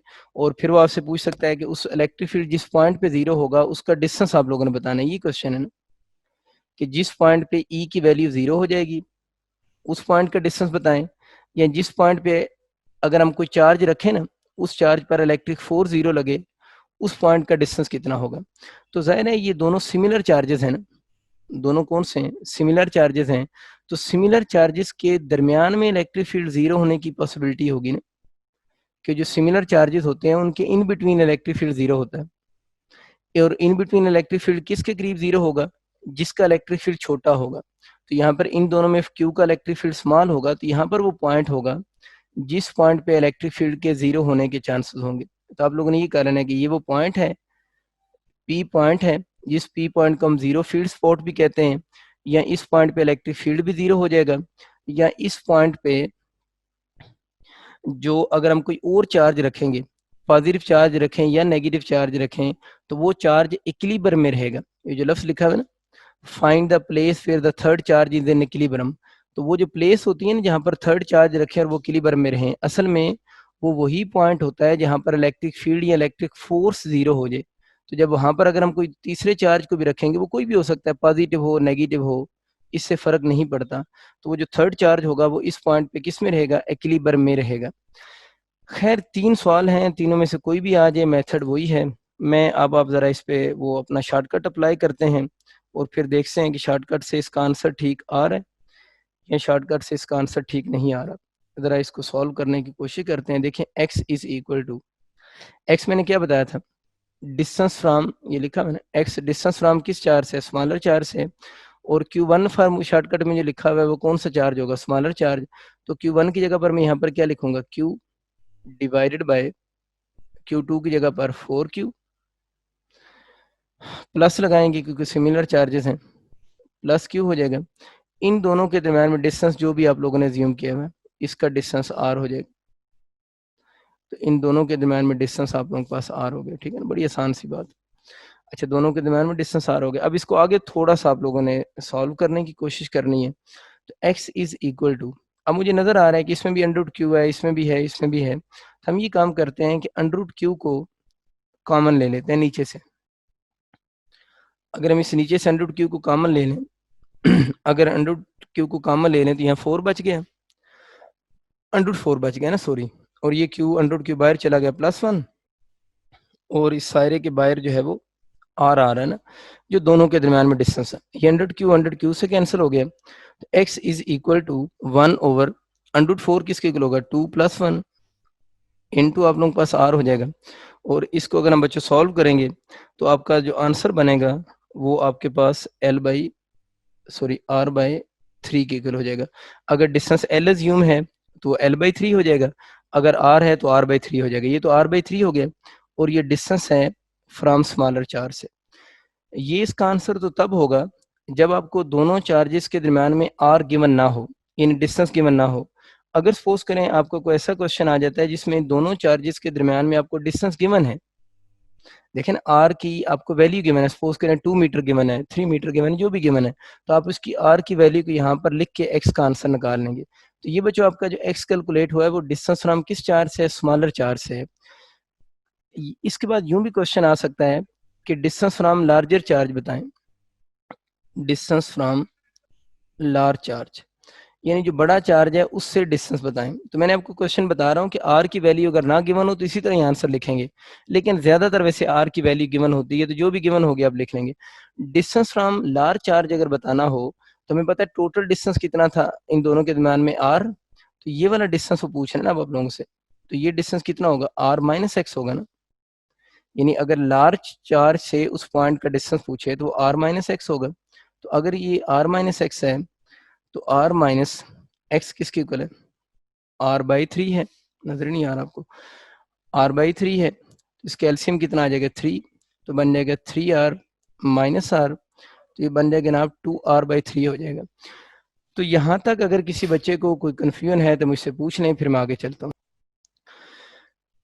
अभी हम लोगों ने बात की सिमिलर चार्जेस वाली ना, अब हम एक क्वेश्चन ले लेते हैं जिसमें हमारे पास 2 अपोजिट चार्जेस हों। सिमिलर चार्जेस में एक कंसेप्ट तो आपको मैंने क्लियर करवाने की कोशिश की है, जो सिमिलर चार्जेस होते हैं, थोड़ी शॉर्टकट फॉर्म में बात कर रहा हूँ, जो सिमिलर चार्जेस होते हैं उनमें वो पॉइंट जो जीरो फील्ड स्पॉट होता है ना, ये Q1 चार्ज है और ये Q2 चार्ज है, ये पॉजिटिव भी हो सकते हैं, दोनों नेगेटिव भी हो सकते हैं। सिमिलर का मतलब ये होता है इसमें जो जीरो फील्ड स्पॉट होगा वो इन दोनों के इन बिटवीन होगा। जीरो फील्ड स्पॉट कहाँ पर होगा, इन बिटवीन होगा, and closer to smaller charge, and closer to smaller charge, क्योंकि ये एमसीक्यू वैसे भी तो आ सकता है ना कि जो सिमिलर चार्जेस होते हैं उनका जीरो फील्ड स्पॉट कहाँ पर होगा, मतलब जिस पॉइंट पे इलेक्ट्रिक फील्ड जीरो होगा वो कहाँ पर होगा। तो हम बोलेंगे कि अगर सिमिलर चार्जेस हों तो उनका जो जीरो फील्ड स्पॉट होता है, यानी इलेक्ट्रिक फील्ड जीरो कहाँ पर होता है, इन बिटवीन, इन बिटवीन होगा, एंड क्लोजर टू क्या होगा, स्मॉलर चार्ज होगा। तो आप लोगों ने इन बिटवीन फाइंड आउट करना। अब कुछ बच्चे ये सोच रहे होते हैं कि सर देखें अगर ये दोनों सिमिलर चार्जेस हैं, ये Q1 चार्ज है और इस तरफ आप Q2 चार्ज रख लें, तो इस जगह पर भी तो ये स्मॉलर चार्ज है ना, Q1 तो हम लोगों ने शुरू में कह दिया था कि Q2 बड़ा है किससे, Q1 से, तो इधर भी तो इलेक्ट्रिक फील्ड जीरो होगा ना। देखिए एक चीज जरा सोचें, इस जगह पर इलेक्ट्रिक फील्ड मैंने क्यों कहा जीरो होगा, या अगर मैं इस जगह पर चार्ज को रखूं तो चार्ज क्यों इक्विलिब्रियम में होगा। एक ही बात है ना, इक्विलिब्रियम में होना, जीरो फील्ड स्पॉट होना, जरा इस बात को समझने की कोशिश करें। सपोज करें मैंने यहाँ पर पॉजिटिव चार्ज ही रखा हुआ है, मुझे तो ये वाला चार्ज इस चार्ज पर फोर्स लगाएगा, ये चार्ज 1 की फोर्स है F1, ये वाला चार्ज इस पर जो फोर्स लगाएगा वो वाली फोर्स क्या होगी, F2 होगी। इस कंसेप्ट को जरा समझिएगा, एमसीक्यू तो नहीं है लेकिन कुछ बच्चे ये सोच रहे होते हैं बात कि इधर क्यों नहीं जीरो हो रहा, दरमियान में आप क्यों बोल रहे हैं जीरो हो रहा है ना। देखिए इस पॉइंट पर जो चार्ज पड़ा हुआ है इन बिटवीन ना, उस चार्ज पर एक ये वाला फोर्स चार्ज जो फोर्स लगा रहा है और ये वाला जो चार्ज फोर्स लगा रहा है, these two forces are opposite in direction. अब मैंने ये बोला है कि वो जो इलेक्ट्रिक फील्ड जीरो होगा वो इन बिटवीन होगा, क्योंकि यहाँ पर दोनों फोर्सेस एक दूसरे को कैंसिल कर रही हैं, अपोजिट इन डायरेक्शन है ना, तो एक दूसरे को कैंसिल करेंगे। सपोज करें वो चार्ज मैं इस जगह पर रख देता हूँ, मतलब मैं कहता हूँ नहीं जी इस जगह पर फील्ड जीरो नहीं होगा, इस जगह पर फील्ड जीरो होगा। तो फील्ड कब जीरो होगा, जब दोनों फोर्सेस एक दूसरे के अपोजिट इन डायरेक्शन होंगी, तब फील्ड जीरो होगा। यहाँ पर दरमियान में सिमिलर चार्जेस के इन बिटवीन दोनों फोर्सेस अपोजिट इन डायरेक्शन हैं, तो फील्ड जीरो हो सकता है, क्योंकि फोर्सेस जब कैंसिल करेंगी तो जीरो फील्ड स्पॉट आ जाएगा। इस जगह पर अगर चार्ज को रखते हैं तो चेक करते हैं कि क्या इस जगह पर भी फोर्सेस कैंसिल कर सकती हैं या नहीं कर सकती, जरा गौर फरमाएं। अब ये Q1 है, ये Q1 इस कैपिटल Q को फोर्स ऑफ रिपल्शन लगाएगा, ये इसकी फोर्स F1, इसकी डायरेक्शन टुवर्ड्स ये राइट साइड बनती है, पता नहीं लेफ्ट साइड बनती है, लेफ्ट साइड बनती है, हाँ लेफ्ट साइड है, लेफ्ट साइड पे लगेगी। ये Q2 जो है, ये Q2 भी तो इसके ऊपर फोर्स लगाएगा, तो इसकी भी डायरेक्शन ये नहीं होगी। तो इसका मतलब क्या हुआ कि अगर हम इस तरफ आ जाएं तो इस चार्ज पर जो दोनों फोर्सेस लगेंगी वो दोनों फोर्सेस की डायरेक्शन सेम हो जाएगी, तो ये नेट फोर्स जीरो हो ही नहीं सकती। नेट फोर्स जीरो कब होगी, जब दोनों फोर्सेस एक दूसरे को अपोजिट इन डायरेक्शन होगी। सेम केस अगर बच्चों को इस जगह पर रख के सोचता है तो फिर भी तो ये वाली बात आएगी ना कि दोनों फोर्सेस की डायरेक्शन आपके पास इसी तरफ हो जाएगी। इसका मतलब क्या हुआ कि नेट फोर्स कहाँ पर जीरो हो सकती है, सिमिलर चार्जेस में इन बिटवीन जीरो हो सकती है। इसलिए मैंने लिखा है कि इलेक्ट्रिक फील्ड या इलेक्ट्रिक फोर्स जीरो होगी इन बिटवीन। इन बिटवीन वाला बात मैंने अपनी तरफ से आपको क्लियर कर दी है। अगली बात मसला ये कि क्लोजर टू स्मॉलर चार्ज क्यों है, क्लोजर टू स्मॉलर चार्ज क्यों है, ये तो मैं समझ आ गया, इन बिटवीन क्यों है, क्योंकि फोर्सेस अपोजिट डायरेक्शन में। देखिए मसला ये है कि ये जब इलेक्ट्रिक फील्ड जीरो होगा ना, अगर इस किसी पॉइंट पे इलेक्ट्रिक फील्ड 0 होता है तो इसका मतलब ये होगा कि उस पॉइंट पे अगर हम कोई चार्ज रखें, उस चार्ज पर जो दोनों फोर्सेस लग रही होंगी they are equal in magnitude and opposite in direction. उस पॉइंट पे जो दोनों फोर्सेस लग रही होंगी उन दोनों फोर्सेस को equal in magnitude and opposite in direction होना चाहिए, तभी इलेक्ट्रिक फील्ड 0 होगा उस पॉइंट पे। या उस पॉइंट पे अगर हम कोई और चार्ज रखें तो वो चार्ज इक्विलिब्रियम में रहेगा। इक्विलिब्रियम में रहने का मतलब क्या है कि वो चार्ज वहां से मूव नहीं करेगा, यही मतलब होता है ना इक्विलिब्रियम का, वो हिलेगे ही नहीं, जहाँ रखेंगे बस वहीं पड़ा रहेगा। इस बात को जरा समझें। ये क्लोजर टू स्मॉलर चार्ज क्यों है? देखिए ये फोर्सेस आप लोगों ने इक्वल करनी है। मैं इधर वैल्यूज पुट करता हूँ, के Q1 Q, इसके अंदर values put Q1 Q divided by, ये स्मॉलर चार्ज से डिस्टेंस में चले R1 का स्क्वायर लिख सकता हूँ, इक्वल टू के Q2 Q लार्ज चार्ज से डिस्टेंस R2 का स्क्वायर लिख सकता हूँ। कंफ्यूज नहीं होना, ये स्मॉलर चार्ज से डिस्टेंस, स्मॉलर चार्ज से डिस्टेंस R1 और ये जो बड़ा चार्ज है उससे डिस्टेंस R2, ठीक है ना, R1 और R2 लिखा। अब मुझे ये बताओ कि ये K Q, ये दोनों में K भी सेम है, दोनों में ये वाला Q भी क्या आ रहा है, सेम आ रहा है, लेकिन दोनों में Q1 और R1 सेम नहीं है। अब Q1 हमें पता है बहुत कम है, Q1 की वैल्यू कम है और Q2 की वैल्यू क्या है, ज्यादा है। Q1 की वैल्यू कम है क्योंकि हम लोगों ने अज्यूम किया है ना Q1 छोटा चार्ज है, Q1 की वैल्यू कम है, Q2 की वैल्यू ज्यादा है। अब बड़ी आसान सी बात है, अगर थोड़ी सी हिम्मत कर लेना, हम लोगों ने दरमियान में इक्वल लाना है नहीं इक्वल, मैंने तो लिखा मैंने, हमने लाना है इक्वल। Q1 कम है, Q2 ज्यादा है, तो ये वाली साइड बड़ी हो जाएगी ना, हैवी हो जाएगी, ठीक है। ये वाली साइड अगर हैवी हो रही है इस साइड से, तो दोनों साइड को बैलेंस करना है। तो दोनों साइड को बैलेंस करने के लिए फिर हमें क्या करना पड़ेगा, इसका R1 हम कम करेंगे ना। R1 क्या है कि उस पॉइंट का Q1 से डिस्टेंस, अगर उस पॉइंट का Q1 से डिस्टेंस हम कर देंगे, कम कर देंगे, तो ये वाला जो फैक्ट साइड होगी उसकी वैल्यू क्या हो जाएगी, इंक्रीज हो जाएगी। तो इसका मतलब ये हुआ कि इन दोनों फोर्सेस को मैग्नीट्यूड वाइज इक्वल करने के लिए जो चार्ज छोटा चार्ज होता है, हम उस चार्ज को जो अंडर ऑब्जर्वेशन चार्ज होता है उसको छोटे चार्ज के करीब रखते हैं। करीब रखने से क्या होता है कि आर कम हो जाने की वजह से उसका डिस्टेंस जब कम होगा तो फोर्स वो ज्यादा लगा पाएगा, और इस चार्ज से वो थोड़ा जब दूर हो जाएगा, इसका चार्ज बड़ा है ना, लेकिन इसका चार्ज बड़ा होने के साथ साथ इसका डिस्टेंस भी ज्यादा हो जाएगा ना इधर से। जब इसका डिस्टेंस ज्यादा हो जाएगा तो इसकी फोर्स कंपेरेटिवली क्या हो जाएगी, कम हो जाएगी। इस तरह ये दोनों फोर्सेस आपस में इक्वल हो जाएंगी। तो उम्मीद है आपको ये कंसेप्ट समझ आ चुका होगा कि ये जो इलेक्ट्रिक फील्ड 0 होना होता है इस साइड पे, और इस साइड पे इलेक्ट्रिक फील्ड 0 नहीं होता, ठीक होगी बात। सिमिलर चार्जेस के in between he electric field 0 होता है, और वजह आपको समझ आ गई होगी कि स्मॉलर चार्ज के करीब क्यों 0 होता है। बड़ी आसान सी बात है कि दोनों फोर्सेस बराबर होंगी तो फील्ड 0 होगा, और दोनों फोर्सेस बराबर कब होंगी, जब इसका चार्ज कम है इसका चार्ज ज्यादा है, तो इसका डिस्टेंस कम करना पड़ेगा, डिस्टेंस का इनवर्स रिलेशन है, तो फिर ये वाली फोर्स बढ़ जाएगी। तो इस तरह ये हम दोनों साइड को बैलेंस कर सकते हैं। उम्मीद है आपको बात क्लियर होगी होगी। मैंने तो अपनी तरफ से काफ़ी ज़्यादा कोशिश की है कि आपको सही कंसेप्ट जो है वही बताऊं। अब मैं नहीं बता रहा कि दोनों नेगेटिव हों तो सेम बातें होंगी। एक छोटी सी और बात करता हूँ, अगर एक पॉजिटिव चार्ज है और दूसरा भी पॉजिटिव चार्ज, ही सिमिलर चार्जेस हैं, इक्वल मैग्नीट्यूड के हैं, फिर तो मसला ही हल हो गया ना। अगर सिमिलर चार्जेस हैं, इक्वल मैग्नीट्यूड के हैं, तो इनका इलेक्ट्रिक फील्ड कहाँ पर 0 होगा, वो तो मिड पे 0 होगा ना। साइड पे 0 होगा, नहीं होगा साइड पे 0, वजह आपको ऑलरेडी बता चुका हूँ।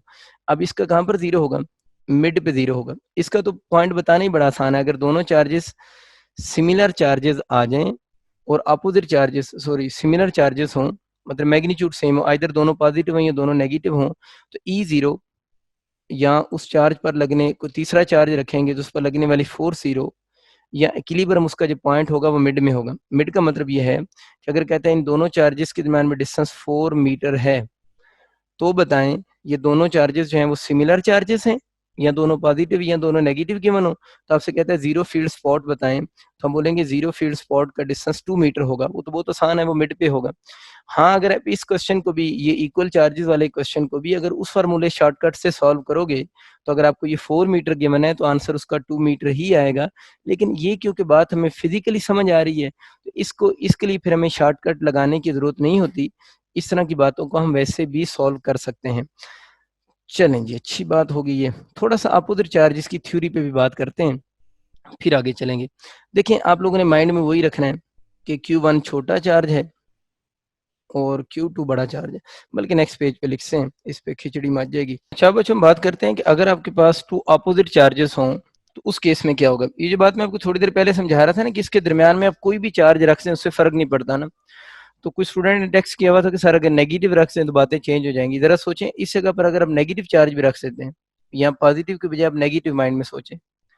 अगर आप यहाँ पॉजिटिव के बजाय नेगेटिव सोचते हैं तो Q1 भी उसको अपनी तरफ अट्रैक्ट करेगा और Q2 भी उसको अपनी तरफ अट्रैक्ट करेगा, तो फिर भी दोनों फोर्सेस की डायरेक्शन तो सेम हो जाएंगी ना। अगर आप इसकी जगह नेगेटिव रख के सोचें तो ये Q1 इसको अपनी तरफ अट्रैक्ट करेगा, ये Q2 उसको अपनी तरफ अट्रैक्ट करेगा, तो फिर भी दोनों फोर्सेस की डायरेक्शन तो अपोजिट ही रहेगी ना। तो ये मैं आपसे शुरू से में ये कह रहा था कि यहाँ चार्ज पॉजिटिव रखो या चार्ज नेगेटिव रखें फॉर इक्विलिब्रियम, तो उससे कोई नेचर ऑफ चार्ज से डिस्टेंस को कोई फर्क नहीं पड़ता। वो आपको बात मैंने जल्दी में समझाई, आपको समझ तो आ गई होगी, क्योंकि नेगेटिव हो या पॉजिटिव हो फोर्सेस की डायरेक्शन अपोजिट ही रहती है। बस नेगेटिव होगा तो इधर फोर्सेस की डायरेक्शन हो जाएगी, पॉजिटिव होगा तो इधर डायरेक्शन हो जाएगी। तो जो चार्ज दरमियान में रखना है उसकी नेचर की वजह से डिस्टेंस के ऊपर कोई इफेक्ट नहीं होगा। अब हम बात करते हैं कि अगर आपके पास 2 अपोजिट चार्जेस हों उस केस में क्या होगा। अपोजिट चार्जेस के बारे में याद रखना है। अगर हम अपोजिट चार्जेस का केस लेते हैं तो अपोजिट चार्जेस की केस में पहली बात याद रखनी है कि जो इलेक्ट्रिक फील्ड होगा ना, इन बिटवीन, याद रखना है, in between electric field zero नहीं होगा और इन बिटवीन इलेक्ट्रिक फोर्स जो होगी वो भी जीरो की इक्वल नहीं होगी। ठीक है, क्यों जीरो नहीं होगी, एक चार्ज रख के देखते हैं ना, ताकि कुछ आपको फीलिंग भी आए इसकी। सपोज करें मैंने प्लस क्यू चार्ज इसके दरमियान में रख दी है, मुझे पता है इलेक्ट्रिक फील्ड ने कब जीरो होना है, जब इस पर 2 इक्वल एंड अपोजिट फोर्सेस लगेंगी। ये जो चार्ज पॉजिटिव क्यू है ये इसको इस डायरेक्शन में रिपेल करेगा, इसको मैं Q1 कह देता हूँ, इसको मैं आपको समझाने के लिए Q2 कह देता हूँ। ये इसको रिपेल करेगा, ये फोर्स F1 की डायरेक्शन, ये इसको ट्रैक करेगा तो ये फोर्स F2 की डायरेक्शन। इसका मतलब ये हुआ कि अगर 2 अपोजिट चार्जेस हों उनके दरमियान में आप पॉजिटिव चार्ज रखें या नेगेटिव चार्ज रखें तो वो दोनों फोर्सेस की डायरेक्शन हमेशा सेम ही रहती है। जब फोर्सेस की डायरेक्शन सेम रहेगी तो इन बिटवीन इलेक्ट्रिक फील्ड या electric field, electric force zero होना, न्यूट्रल पॉइंट का आ जाना, ये सारी चीजें पॉसिबल नहीं होंगी। इस केस में क्या होगा फिर कि अगर 2 अपोजिट चार्जेस होंगे, ठीक है ना, सपोज करने ये Q1 है, ये Q2 चार्ज है, तो जो E0 होगा ना, E0 होगा ऑन अदर साइड। ठीक है ना, ऑन अदर साइड का मतलब है कि यहाँ इस तरफ जीरो होगा, या इलेक्ट्रिक फील्ड इस जगह पर जीरो होगा, ऑन अदर साइड जीरो होगा, और ऑन अदर साइड होगा नियर स्मॉलर चार्ज, यानी जो स्मॉलर चार्ज होगा उसके करीब ई की वैल्यू जीरो होगी। इस बात को मैं आपको समझाता हूँ, ये चार्जेस हैं तो electric field in between zero नहीं होगा। इन बिटवीन जीरो होने के जो अपोजिट वर्ड होता है हम बोलते हैं अदर साइड जीरो होगा, और अदर साइड में किसके करीब जीरो होगा, नियर कौन सा, स्मॉलर चार्ज इलेक्ट्रिक फील्ड की वैल्यू जीरो होगी। इस बात को थोड़ा समझने की जरूरत है अब आप लोगों को। ये सपोज करें एक प्लस Q1 चार्ज है, ये सपोज कर लेते हैं माइनस Q2 चार्ज है। इसमें हम ये ज्यूम कर लेते हैं कि Q1 बड़ा है, चलें Q1 छोटी हम रखते हैं शुरू से, Q2 बड़ा है किससे, Q1 से। अब को बंदा कहता है कि देखें जो इलेक्ट्रिक फील्ड होगा कहाँ जीरो होगा, खाली इतना एमसीक्यू आ गया, तो हम बोलेंगे इस जगह पर तो इलेक्ट्रिक फील्ड जीरो होने का कोई चांस नहीं है। वो क्यों चांस नहीं है, वो मैं अपनी तरफ से आप लोगों को बता चुका हूँ। सर मार्कर तो उससे कहिएगा दे दे मुझे, ब्लैक कोई, तो ई दरमियान में जीरो तो हो नहीं सकता। अब मैंने ये क्लेम किया है कि वो इलेक्ट्रिक फील्ड जो होगा on other side of smaller charge zero होगा, यानी इस जगह पर इलेक्ट्रिक फील्ड जीरो होगा। ठीक है, हाँ। तो अगर कोई स्टूडेंट ये कहता है कि दूसरी साइड पे क्यों नहीं जीरो होगा, मतलब इस साइड पे क्यों नहीं जीरो होगा, इसको जरा समझे कि इस जगह पर इलेक्ट्रिक फील्ड क्यों जीरो नहीं हो रहा। मतलब अर्ली पॉइंट सपोज करें यहाँ पर मैं उस प्लस क्यू चार्ज को रखता हूँ और मैंने ये देखना है कि ये जो प्लस क्यू चार्ज है इस पर लगने वाली फोर्सेस एक दूसरे को कैंसिल कर रही है नहीं कर रही। तो इस प्लस क्यू चार्ज को, ये जो Q2 चार्ज होगा उसकी वजह से जो फोर्स होगी वो अट्रैक्शन की लगेगी ना, उसको अपनी तरफ अट्रैक्ट करेगा, लेकिन प्लस Q1 इस चार्ज को इस डायरेक्शन में रिपेल करेगा, ये फोर्स F1 होगी। इसका मतलब ये हुआ कि अगर हम बड़े चार्ज की तरफ भी अपने टेस्ट चार्ज को रखें जो अंडर ऑब्जर्वेशन हो, जो जीरो फील्ड स्पॉट को डिसाइड करता है, तो उस चार्ज पर इसकी तरफ भी जो फोर्सेस लगेंगी वो दोनों फोर्सेस अपोजिट इन डायरेक्शन होंगी। इस तरफ रखें तो तब भी वो फोर्सेस अपोजिट इन डायरेक्शन ही होती हैं, ठीक है ना, अपोजिट इन डायरेक्शन ही होंगी, क्योंकि ये वाला जो Q1 चार्ज होगा इसकी फोर्स इस तरफ लगेगी F1 और इस Q2 की फोर्स इस तरफ लगेगी F2। अच्छा, मसला अब ये है कि मैंने ये क्लेम किया है कि जो इलेक्ट्रिक फील्ड है वो इस तरफ तो ज़ीरो होगा, लेकिन मैंने ये बोला है कि इस तरफ इलेक्ट्रिक फील्ड ज़ीरो नहीं होगा, ठीक है ना। अच्छा, अब इस बात को ये समझना है कि इस तरफ इलेक्ट्रिक फील्ड ज़ीरो क्यों नहीं हो रहा। इस तरफ क्यों ज़ीरो हो रहा है वो तो हमें समझ आ रहा है, अपोजिट इन डायरेक्शन है, तो इधर भी तो अपोजिट इन डायरेक्शन है ना। देखिए फील्ड ने कब ज़ीरो होना है, ज़रा जल्दी बात समझ जाना है, अदरवाइज़ अगर मैं इसकी डिटेल में जाऊँगा तो बहुत टाइम लगेगा। आधी डिटेल तो मैं पहले बता चुका हूँ। ये दोनों जो फोर्सेस हैं जब बराबर होंगी, जब ये दोनों फोर्सेस बराबर होंगी तो इस पॉइंट पे फील्ड ज़ीरो होगा। ये बात हमें क्लियर पता है कि Q2 अगर बड़ा है, यहाँ पर ये वाला पॉइंट किसके करीब है, Q2 के ज़्यादा करीब है। तो अब मुझे ज़रा ये बताओ कि F2 जो फोर्स है वो लार्जर फोर्स है। क्यों लार्जर फोर्स है? इससे पहले जो कंसेप्ट आपको समझाया था, Q2 चार्ज बड़ा था, अभी भी Q2 चार्ज बड़ा है, उस Q2 चार्ज बड़े होने की वजह से ये फोर्स ज्यादा थी। और हम लोगों ने फिर क्या किया था, F1 जो फोर्स थी उसका चार्ज कम था, उसका चार्ज कम था ना, जो पहले वाला चार्ज है, ये चार्ज छोटा था, तो इसकी फोर्स कम थी। तो इस फोर्स को F1 को बढ़ाने के लिए हम लोगों ने यहाँ पर जो डिस्टेंस लिया था, हम लोगों ने उस चार्ज को Q1 के करीब रख दिया था। ये इस साइड पे देख लो, दरमियान को छोड़ो। ये मैंने कहा ना कि हम लोग Q1 को इसके करीब रख देते हैं, क्योंकि ये चार्ज कम है, छोटा चार्ज है, ये चार्ज बड़ा है। तो जितना ये चार्ज बड़ा होगा इसकी F2 फोर्स ज्यादा होगी। इस पॉइंट को पहले सोच लो ना। तो हम लोगों ने इन दोनों फोर्सेस को बराबर करने के लिए इस चार्ज को जो अंडर ऑब्जर्वेशन था इसको Q1 के करीब रख दिए। Q1 के करीब रखने का मतलब इसके Q1 से डिस्टेंस कम हो गया ना, Q1 से इसका डिस्टेंस कम हो गया तो ये फोर्स ज्यादा होगी, और ये फोर्स जब ज्यादा हुई तो ये F1 और F2 आपस में बैलेंस होगी। अब F1 और F2 कब बैलेंस हुई है, जब आप लोगों ने उस जो चार्ज अंडर ऑब्जर्वेशन था उसको आप लोगों ने किसके करीब रखा है, इस जो छोटा चार्ज है उसके करीब रखा है। और जब छोटे चार्ज के करीब इसको रखा है तो अंडरस्टूड है बड़े चार्ज से दूर कर दिया ना, क्योंकि बड़े चार्ज का भी से डिस्टेंस कितना बनेगा, दिस डिस्टेंस प्लस ये वाला डिस्टेंस ऐड करेंगे तो इसका डिस्टेंस बहुत ज्यादा नहीं हो गया, ये वाला इसका डिस्टेंस हो गया। जब डिस्टेंस बहुत ज्यादा हो गया है तो इसका डिस्टेंस ज्यादा होने से हमें पता है इसकी फोर्स कम हो जाएगी। तो हम चाहते हैं इसकी फोर्स की मैग्नीट्यूड कम हो, इसकी फोर्स की मैग्नीट्यूड ज्यादा हो, ताकि दोनों आपस में बैलेंस हो जाएं। और ये वाली दोनों बातें इस पॉइंट पे बड़े इजीली हम अंडरस्टैंड कर सकते हैं, क्योंकि यहाँ पर डिस्टेंस ज्यादा भी हो चुका हुआ है और चार्ज की एडजस्टमेंट भी होगी। अब मैं बात ये करने लगा हूँ कि सपोज करें अगर हम उस पॉइंट को जो अंडर ऑब्जर्वेशन है इस जगह पर ले लेते हैं, सपोज करते हैं, रॉन्ग अजम्पशन करते हैं। तो अब मुझे ये बताओ Q2 चार्ज बड़ा है, वो तो हम चेंज कर नहीं रहे, फोर्स ज्यादा होगी। अब हमें ये करना है कि ये जो R डिस्टेंस बनेगा, ये जो Q1 चार्ज कम है ना, Q1 चार्ज कम होने से फोर्स भी कम होनी है। अब मसला ये बना है कि आप लोगों ने जब इस Q2 चार्ज के करीब इसको ले लिया है तो आप लोगों ने इसका R2 डिस्टेंस भी कम कर दी है, क्योंकि जब ये बड़े चार्ज के करीब रखेंगे इसको तो इसका डिस्टेंस भी कम होगा, डिस्टेंस के कम होने से ये फोर्स और ज्यादा हो जाएगी। और हमारी जो पहले वाली ये फोर्स है Q1 कम होने से फोर्स कम थी, जब आप लोगों ने उस अंडर ऑब्जर्वेशन पॉइंट को इस जगह पर ले लिया है तो उसका Q1 चार्ज से डिस्टेंस जो है ये इतना ज्यादा डिस्टेंस नहीं हो गया उस पॉइंट का। जब उस पॉइंट का डिस्टेंस भी बढ़ गया है तो फोर्स और ही ज्यादा कम हो जाएगी।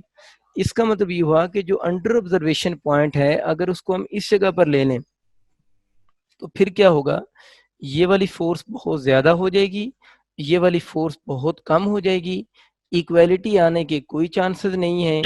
यही वजह है कि इस पॉइंट पे इलेक्ट्रिक फील्ड जीरो होना पॉसिबल नहीं है, इस पॉइंट पे भी इलेक्ट्रिक फील्ड जीरो होना पॉसिबल नहीं है। तो क्या बात बनी कि इलेक्ट्रिक फील्ड अगर टू अपोजिट चार्जेस हों तो दरमियान में जीरो नहीं होगा, बल्कि कहां पर जीरो होगा, ऑन अदर साइड जीरो होगा। Electric field on other side zero होगा, नियर द कौन सा चार्ज, स्मॉलर जो चार्ज होगा उसके करीब इलेक्ट्रिक फील्ड की वैल्यू। ये आप लोगों की असाइनमेंट है आज की। फिर एक चार्ज आप लोगों के पास प्लस क्यू चार्ज है, ठीक है, यूं ही बना देता हूँ, और इसके करीब आप लोगों ने एक माइनस क्यू चार्ज प्लेस किया हुआ है। एक प्लस क्यू चार्ज है और एक हमारे पास जो चार्ज है वो माइनस क्यू चार्ज है।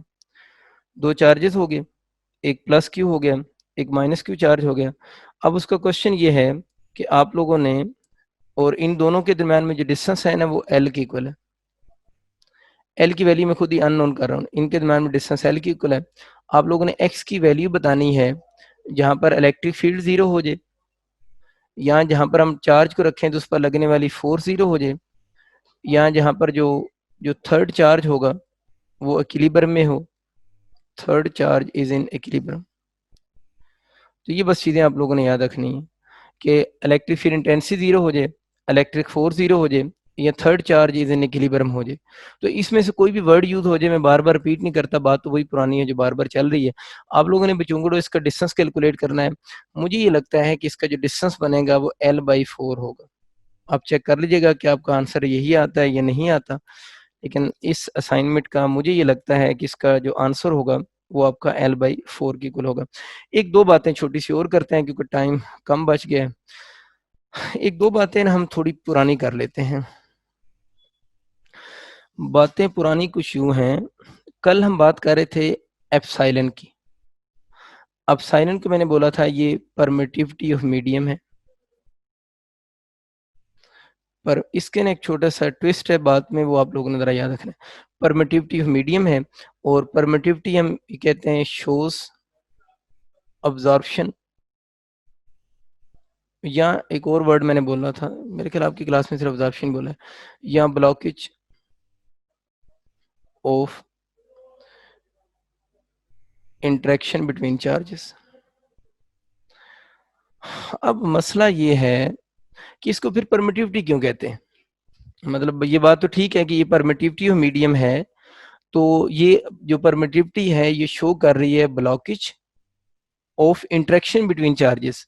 मतलब दो चार्जेस पड़े हुए हैं ना यहाँ पर, एक चार्ज प्लस Q1 चार्ज है, एक चार्ज प्लस Q2 चार्ज है। इसके दरम्यान में जब हम लोगों ने कोई मीडियम रख दी है, तो जितनी इस मीडियम की परमिटिविटी ज्यादा होगी, हमें पता है उतनी उनके दरम्यान में फोर्स कम हो जाएगी। ये बात हुई है ऑलरेडी। तो मसला ये है कि फिर इसका नाम इन्होंने गलत क्यों रखा हुआ है। इसका नाम इनको रखना चाहिए था जो नीचे लिखा हुआ है, इनका नाम रखना चाहिए था कि ये जो इसकी वैल्यू होगी, जितनी इसकी वैल्यू ज्यादा होगी फोर्स उतनी कम होगी। तो इसको परमिटिविटी ऑफ मीडियम के बजाय ब्लॉकेज कहना चाहिए था। ठीक है, इसको परमिटिविटी कहने के बजाय ब्लॉकेज नाम होना चाहिए था। इस बात को थोड़ा सा आप लोग समझें कि इसको परमिटिविटी कहते क्यों है ना। तो इस बात की मैं वर्डिंग लिख सकता हूँ, फिर आपको समझा देता हूँ। आप लोगों ने याद रखना है इसको परमिटिविटी इसलिए कहते हैं कि क्योंकि ये इट परमिट, ये बस लाइन आप लोगों ने माइंड में रखनी, it permits, it permit its own field. ठीक है ना, it permits its own field, किस काम के लिए, to decrease, to decrease the interaction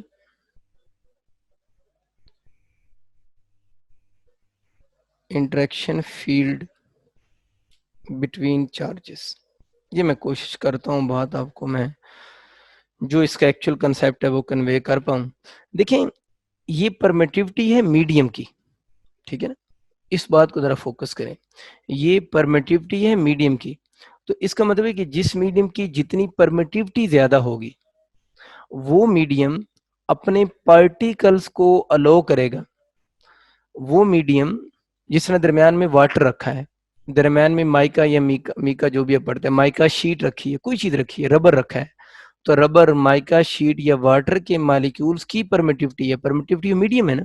तो मीडियम जो है वो परमिट करता है, मीडियम किस चीज को परमिट करता है, मीडियम परमिट करता है its own field to decrease, कि मीडियम अपने जो पार्टिकल होते हैं ना, जिस तरह वाटर के मॉलिक्यूल्स हैं, माइका शीट होगी, रबर होगा, तो वो मीडियम अपने मॉलिक्यूल्स को परमिट करेगा, उनको लो करेगा, वो क्या करें, to decrease the interaction field between the charges. यानी ये जो इनके दरम्यान में फील्ड होगा ना, ये फील्ड लाइंस होंगी इनकी, इस तरह की तो नहीं बनेगी, खैर आप अगर चार्जेस की यूं बनेगी ना, इनके दरम्यान में जो फील्ड लाइंस होंगी। तो ये बेसिकली बात ये कर रहा है कि जो ये मीडियम होगा वो अपने पार्टिकल्स को परमिट करेगा, यानी अपने फील्ड्स को परमिट करेगा कि ये जो जो इंटरेक्शन फील्ड है ना, इस इंटरेक्शन फील्ड को वो क्या कर दें, डिक्रीज कर दें। तो इसलिए इसका नाम उन्होंने परमिटिविटी ऑफ मीडियम रखा हुआ है। तो परमिटिविटी बेसिकली क्या है, मीडियम अपने पार्टिकल्स को परमिट करता है कि वो अपने फील्ड को इस तरह डिजाइन करें कि जो चार्जेस आपस में इंटरेक्ट कर रहे हैं उनके फील्ड को वो क्या कर दे, डिक्रीज कर दे। तो इस बात को आप यूं भी माइंड में रखेंगे, इट परमिटिविटी ऑफ मीडियम का मतलब ये है it permits its own field, medium अपने फील्ड को परमिट करेगा। और किस तरह परमिट करेगा कि वो क्या कर दें, to decrease the interaction between the charges, के चार्जेस के दरमियान में इंटरेक्शन को कम कर दें। ये लाइन आप लोगों ने याद रखनी है, कहीं ऐसा ना हो कि बुक में लाइन, ये कोई भी एमसीक्यू में लाइन लिखी हुई आ जाए ना, तो वैसे आपसे अगर पूछता है तो ये परमिटिविटी मीडियम शो, बात वही बनती, शो अब्जॉर्प्शन और ब्लॉकेज ऑफ इंटरेक्शन। तो बेसिकली इस बात को अगर आप ट्रांसलेट करेंगे तो इसकी सादा मीनिंग तो ये बनते हैं ना कि ये परमिटिविटी इसी चीज को शो करती है। लेकिन इसको परमिटिविटी क्यों कहते हैं, वो जो बात मैंने आप लोगों के साथ शेयर की है, उम्मीद आपको इसकी बात काफी हद तक क्लियर हो चुकी होगी। अच्छा, एक दो और छोटी छोटी बातें हैं। मैं क्वेश्चन एक देखा है मैंने कल, वो मुझे लगा है कि कुछ बच्चों से शायद सॉल्व ना हो। देखिए, एक कंसेप्ट तो मैंने कल आपको बहुत क्लियर सा बता दिया था, वो आप सारों को समझ भी बड़े अच्छे तरीके से आ चुका है, कि जो परमिटिविटी होती है ना, रिलेटिव परमिटिविटी, वो परमिटिविटी ऑफ मीडियम डिवाइडेड पर परमिटिविटी फ्री स्पेस होती है। मेरे ख्याल हम लोगों ने यूनिट डायमेंशन वगैरह की बातें सारी कर ली थी, और हम लोगों ने ये बातें भी सीख ली थी कि परमिटिविटी ऑफ मीडियम जो होती है वो ग्रेटर होती है परमिटिविटी ऑफ वैक्यूम से। फोर्स भी आपको मैंने बताया था कि, लेकिन फोर्स किस में ज़्यादा होती, वैक्यूम में फोर्स ज़्यादा होती देन मीडियम से। ये बातें हमारी होगी थी सारी। अच्छा, इसके बाद एक और छोटी सी चीज़ आप लोगों ने याद रखनी है। आप लोगों ने कल परमिटिविटी ऑफ फ्री स्पेस तो लिखी थी ना, उसको एप्सिलॉन नॉट से शो करते हैं। इसकी वैल्यू मैंने कल लिखवाई थी 8.85 इंटू -12 समथिंग बनी थी। अब एक छोटी सी बात जो करनी है वो आप लोगों ने याद रखनी, कूलम स्क्वायर थी मेरे ख्याल है, न्यूटन और मीटर स्क्वायर थी। अब होता बेसिकली ये ना कि आपसे जब किसी मीडियम की परमिटिविटी पूछते हैं ना, तो यूं क्वेश्चन आएंगे। ये तो बड़ी आम सी बातें हैं, मैं बस इसको मैंने एक और चीज करवानी है, ये आ रही है तो मैं बातें कर रहा हूँ। अब होगा ये क्वेश्चन आपसे, क्वेश्चन में ना आपकी बुक में जो टेबल बना हुआ है ना, आपकी बुक में जो टेबल बना हुआ है उस टेबल में रिलेटिव परमिटिविटी लिखी हुई है। अब जल्दी में गलती नहीं आप लोगों ने करनी, क्योंकि एमसीक्यू के अंदर एक छोटा सा ट्विस्ट आता है। टेबल तो मैंने कहा था आप लोगों ने याद करना है, ठीक है ना, टेबल आपको याद होना चाहिए। अब ये हो सकता है वो आपसे जो वाटर है ना, वाटर की परमिटिविटी ऑफ मीडियम पूछ ले, वो आपसे पूछे वाटर की परमिटिविटी ऑफ मीडियम क्या होगी, तो बच्चे अक्सर जल्दी में आंसर चूज करते हैं वाटर की परमिटिविटी ऑफ मीडियम 78.5 होगी। इन बातों को गूगल नेट वगैरह से सर्च नहीं करना, वहां पर हर वेबसाइट पे वाटर की परमिटिविटी की वैल्यू डिफरेंट होगी। उसकी वजह ये कि वाटर कौन सा वाटर है, वो प्योर वाटर है, उसके अंदर सॉल्ट्स की कुछ कितनी मैग्नीट्यूड ऐड है, तो इसलिए साल्ट की परमिटिविटी रिलेटिव पर सॉरी वाटर की आपको हर जगह डिफरेंट ही नजर आएगी। लेकिन हम लोगों ने तो वही याद करनी है जो हमारी किताब में है। वैसे वाटर की परमिटिविटी की ज्यादातर जो वैल्यू लिखते हैं लोग 80 समथिंग लिखते हैं, हमारी बुक्स में 78.5 है तो हम 78.5 लिखेंगे। मैं जो बात कर रहा हूँ उसकी तरफ आए। आपसे पूछेगा वाटर की परमिटिविटी बताएं, अब बच्चे जल्दी में हमेशा आंसर चूज करते हैं 78.5, तो ये वाटर की परमिटिविटी नहीं है, ये वाटर की रिलेटिव परमिटिविटी है।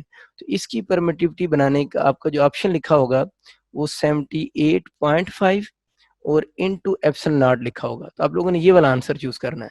वैसे ही जब मैंने जिस यूनिवर्सिटी में मैंने एमसीक्यू देखा तो उसमें 78.5 इंटू एप्सिलॉन नॉट नहीं था, उसमें 78.5, 68.5, 58.5 और नन ऑफ दीज ऑप्शन था, तो उसमें नन ऑप्शन ठीक बनता था।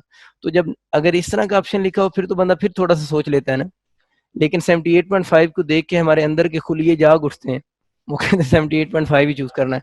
मेरा ख्याल आपको बात समझ आ गई कि जब आप टेबल याद कर लें, अगर उस टेबल में जब एमसीक्यू आएंगे तो ध्यान से पढ़ें कि रिलेटिव परमिटिविटी पूछी हुई है या परमिटिविटी उसने पूछी हुई है। तो ये एक छोटी सी मिस्टेक कुछ बच्चों से हो जाती है, ये उम्मीद है अब आप लोग बच्चों ये वाली मिस्टेक्स नहीं करेंगे, ठीक है ना। एक जो छोटी सी बात और करते हैं, फिर मैं क्वेश्चन एक करवाना था उसकी तरफ आता हूँ। सपोज करें टू चार्जेस हैं Q1 Q2, और इन दोनों के दरमियान में डिस्टेंस r है और इनके दरमियान में फोर्स F है। जब इनके दरमियान में एयर या वैक्यूम था उस वक्त इनके दरमियान में फोर्स F है, ठीक है ना। अब हम बात कर रहे हैं कि अगर सपोज करें एक चार्ज Q1 है, एक चार्ज Q2 है, इनके दरमियान में हम लोगों ने कोई मीडियम जनाब प्लेस किया है, और मीडियम के रखने से ये जो फोर्स है वो 4 टाइम रिड्यूस हो गई है। आपसे कहता है इस मीडियम का डाई इलेक्ट्रिक कॉन्स्टेंट बताएं, यानी आपसे कहते हैं इस मीडियम का डाई इलेक्ट्रिक कॉन्स्टेंट बताएं। वैसे तो ये जो लिखा होता है ना नीचे, यही डाइलेक्ट्रिक कांस्टेंट के बराबर होता है। अगर इस तरह के क्वेश्चन आ जाए ना, पहले फोर्स एरिया वैक्यूम में एफ है और जब मीडियम रखा है तो फोर्स एफ बाई 4 होगी, तो डाइलेक्ट्रिक कांस्टेंट बताएं। तो मेरा ख्याल है डाइलेक्ट्रिक कांस्टेंट ये 4 ही होगा। इसको चेक करते हैं अपने फार्मूले से। हमारे पास फार्मूला क्या होता है रिलेटिव परमिटिविटी कैलकुलेट करने का? F vacuum over F medium होता है ना, F vacuum over F medium होता है। अब सबको आती है ये बातें, बल्कि मुझसे बेहतर आती हैं अब तो। एफ वैक्यूम जनाब एफ है, एफ मीडियम आपका एफ बाई 4 गिवन है, एफ से कैंसिल हो गया, 4 ऊपर चला गया, तो डाइलेक्ट्रिक कांस्टेंट 4 हो गया। तो ये बात हमें समझ आ गई कि अगर हम फार्मूला से भी करें तो आंसर वही आता है। तो अगर आपको इस तरह क्वेश्चन गिवन हो, एयर के अंदर गिवन हो और उसके बाद मीडियम के अंदर फोर्स गिवन हो इन टर्म्स ऑफ एयर की फोर्स, एफ सिंबल एयर की फोर्स की है ना, तो अगर नीचे एफ बाई 4 लिखा हुआ है तो डाइलेक्ट्रिक कांस्टेंट 4, एफ बाई 2 लिखा हुआ है डाइलेक्ट्रिक कांस्टेंट 4, एफ बाई 3 लिखा हुआ है डाइलेक्ट्रिक कांस्टेंट 3। तो ये बात तो बड़ी आसान सी बात थी जो आप लोगों को बड़े इजीली अब आप इसको सॉल्व कर सकते हैं। अब हम आते हैं कुछ एक और क्वेश्चन की तरफ, लेकिन इन दोनों ये फार्मूला हम कब अप्लाई करेंगे, इसकी कंडीशन जरा देखें कि जो नीचे फोर्स के लिखा हुआ है वो डाइलेक्ट्रिक कांस्टेंट कब होगा। इसकी दो कंडीशन है। पहली कंडीशन क्या है कि वो दोनों चार्जेस सेम हो, वो तो सेम ही होंगे हमेशा हर केस में। दूसरी बात यह है कि उन दोनों चार्जेस के दरम्यान में सेपरेशन भी सेम हो, यानी जो दोनों चार्जेस जिनकी हम बात कर रहे हैं उन चार्जेस के दरम्यान में सेपरेशन भी सेम हो, तो फिर ये रूल अप्लाई होगा, अदरवाइज ये वाला रूल अप्लाई नहीं होगा। तो बात समझ आ गई, आर सेम हो चार तो हमेशा ही सेम होंगे, तो फिर ये वाला रूल होगा कि फोर्स जितनी कम होगी वो डाइलेक्ट्रिक कांस्टेंट के बराबर होगी।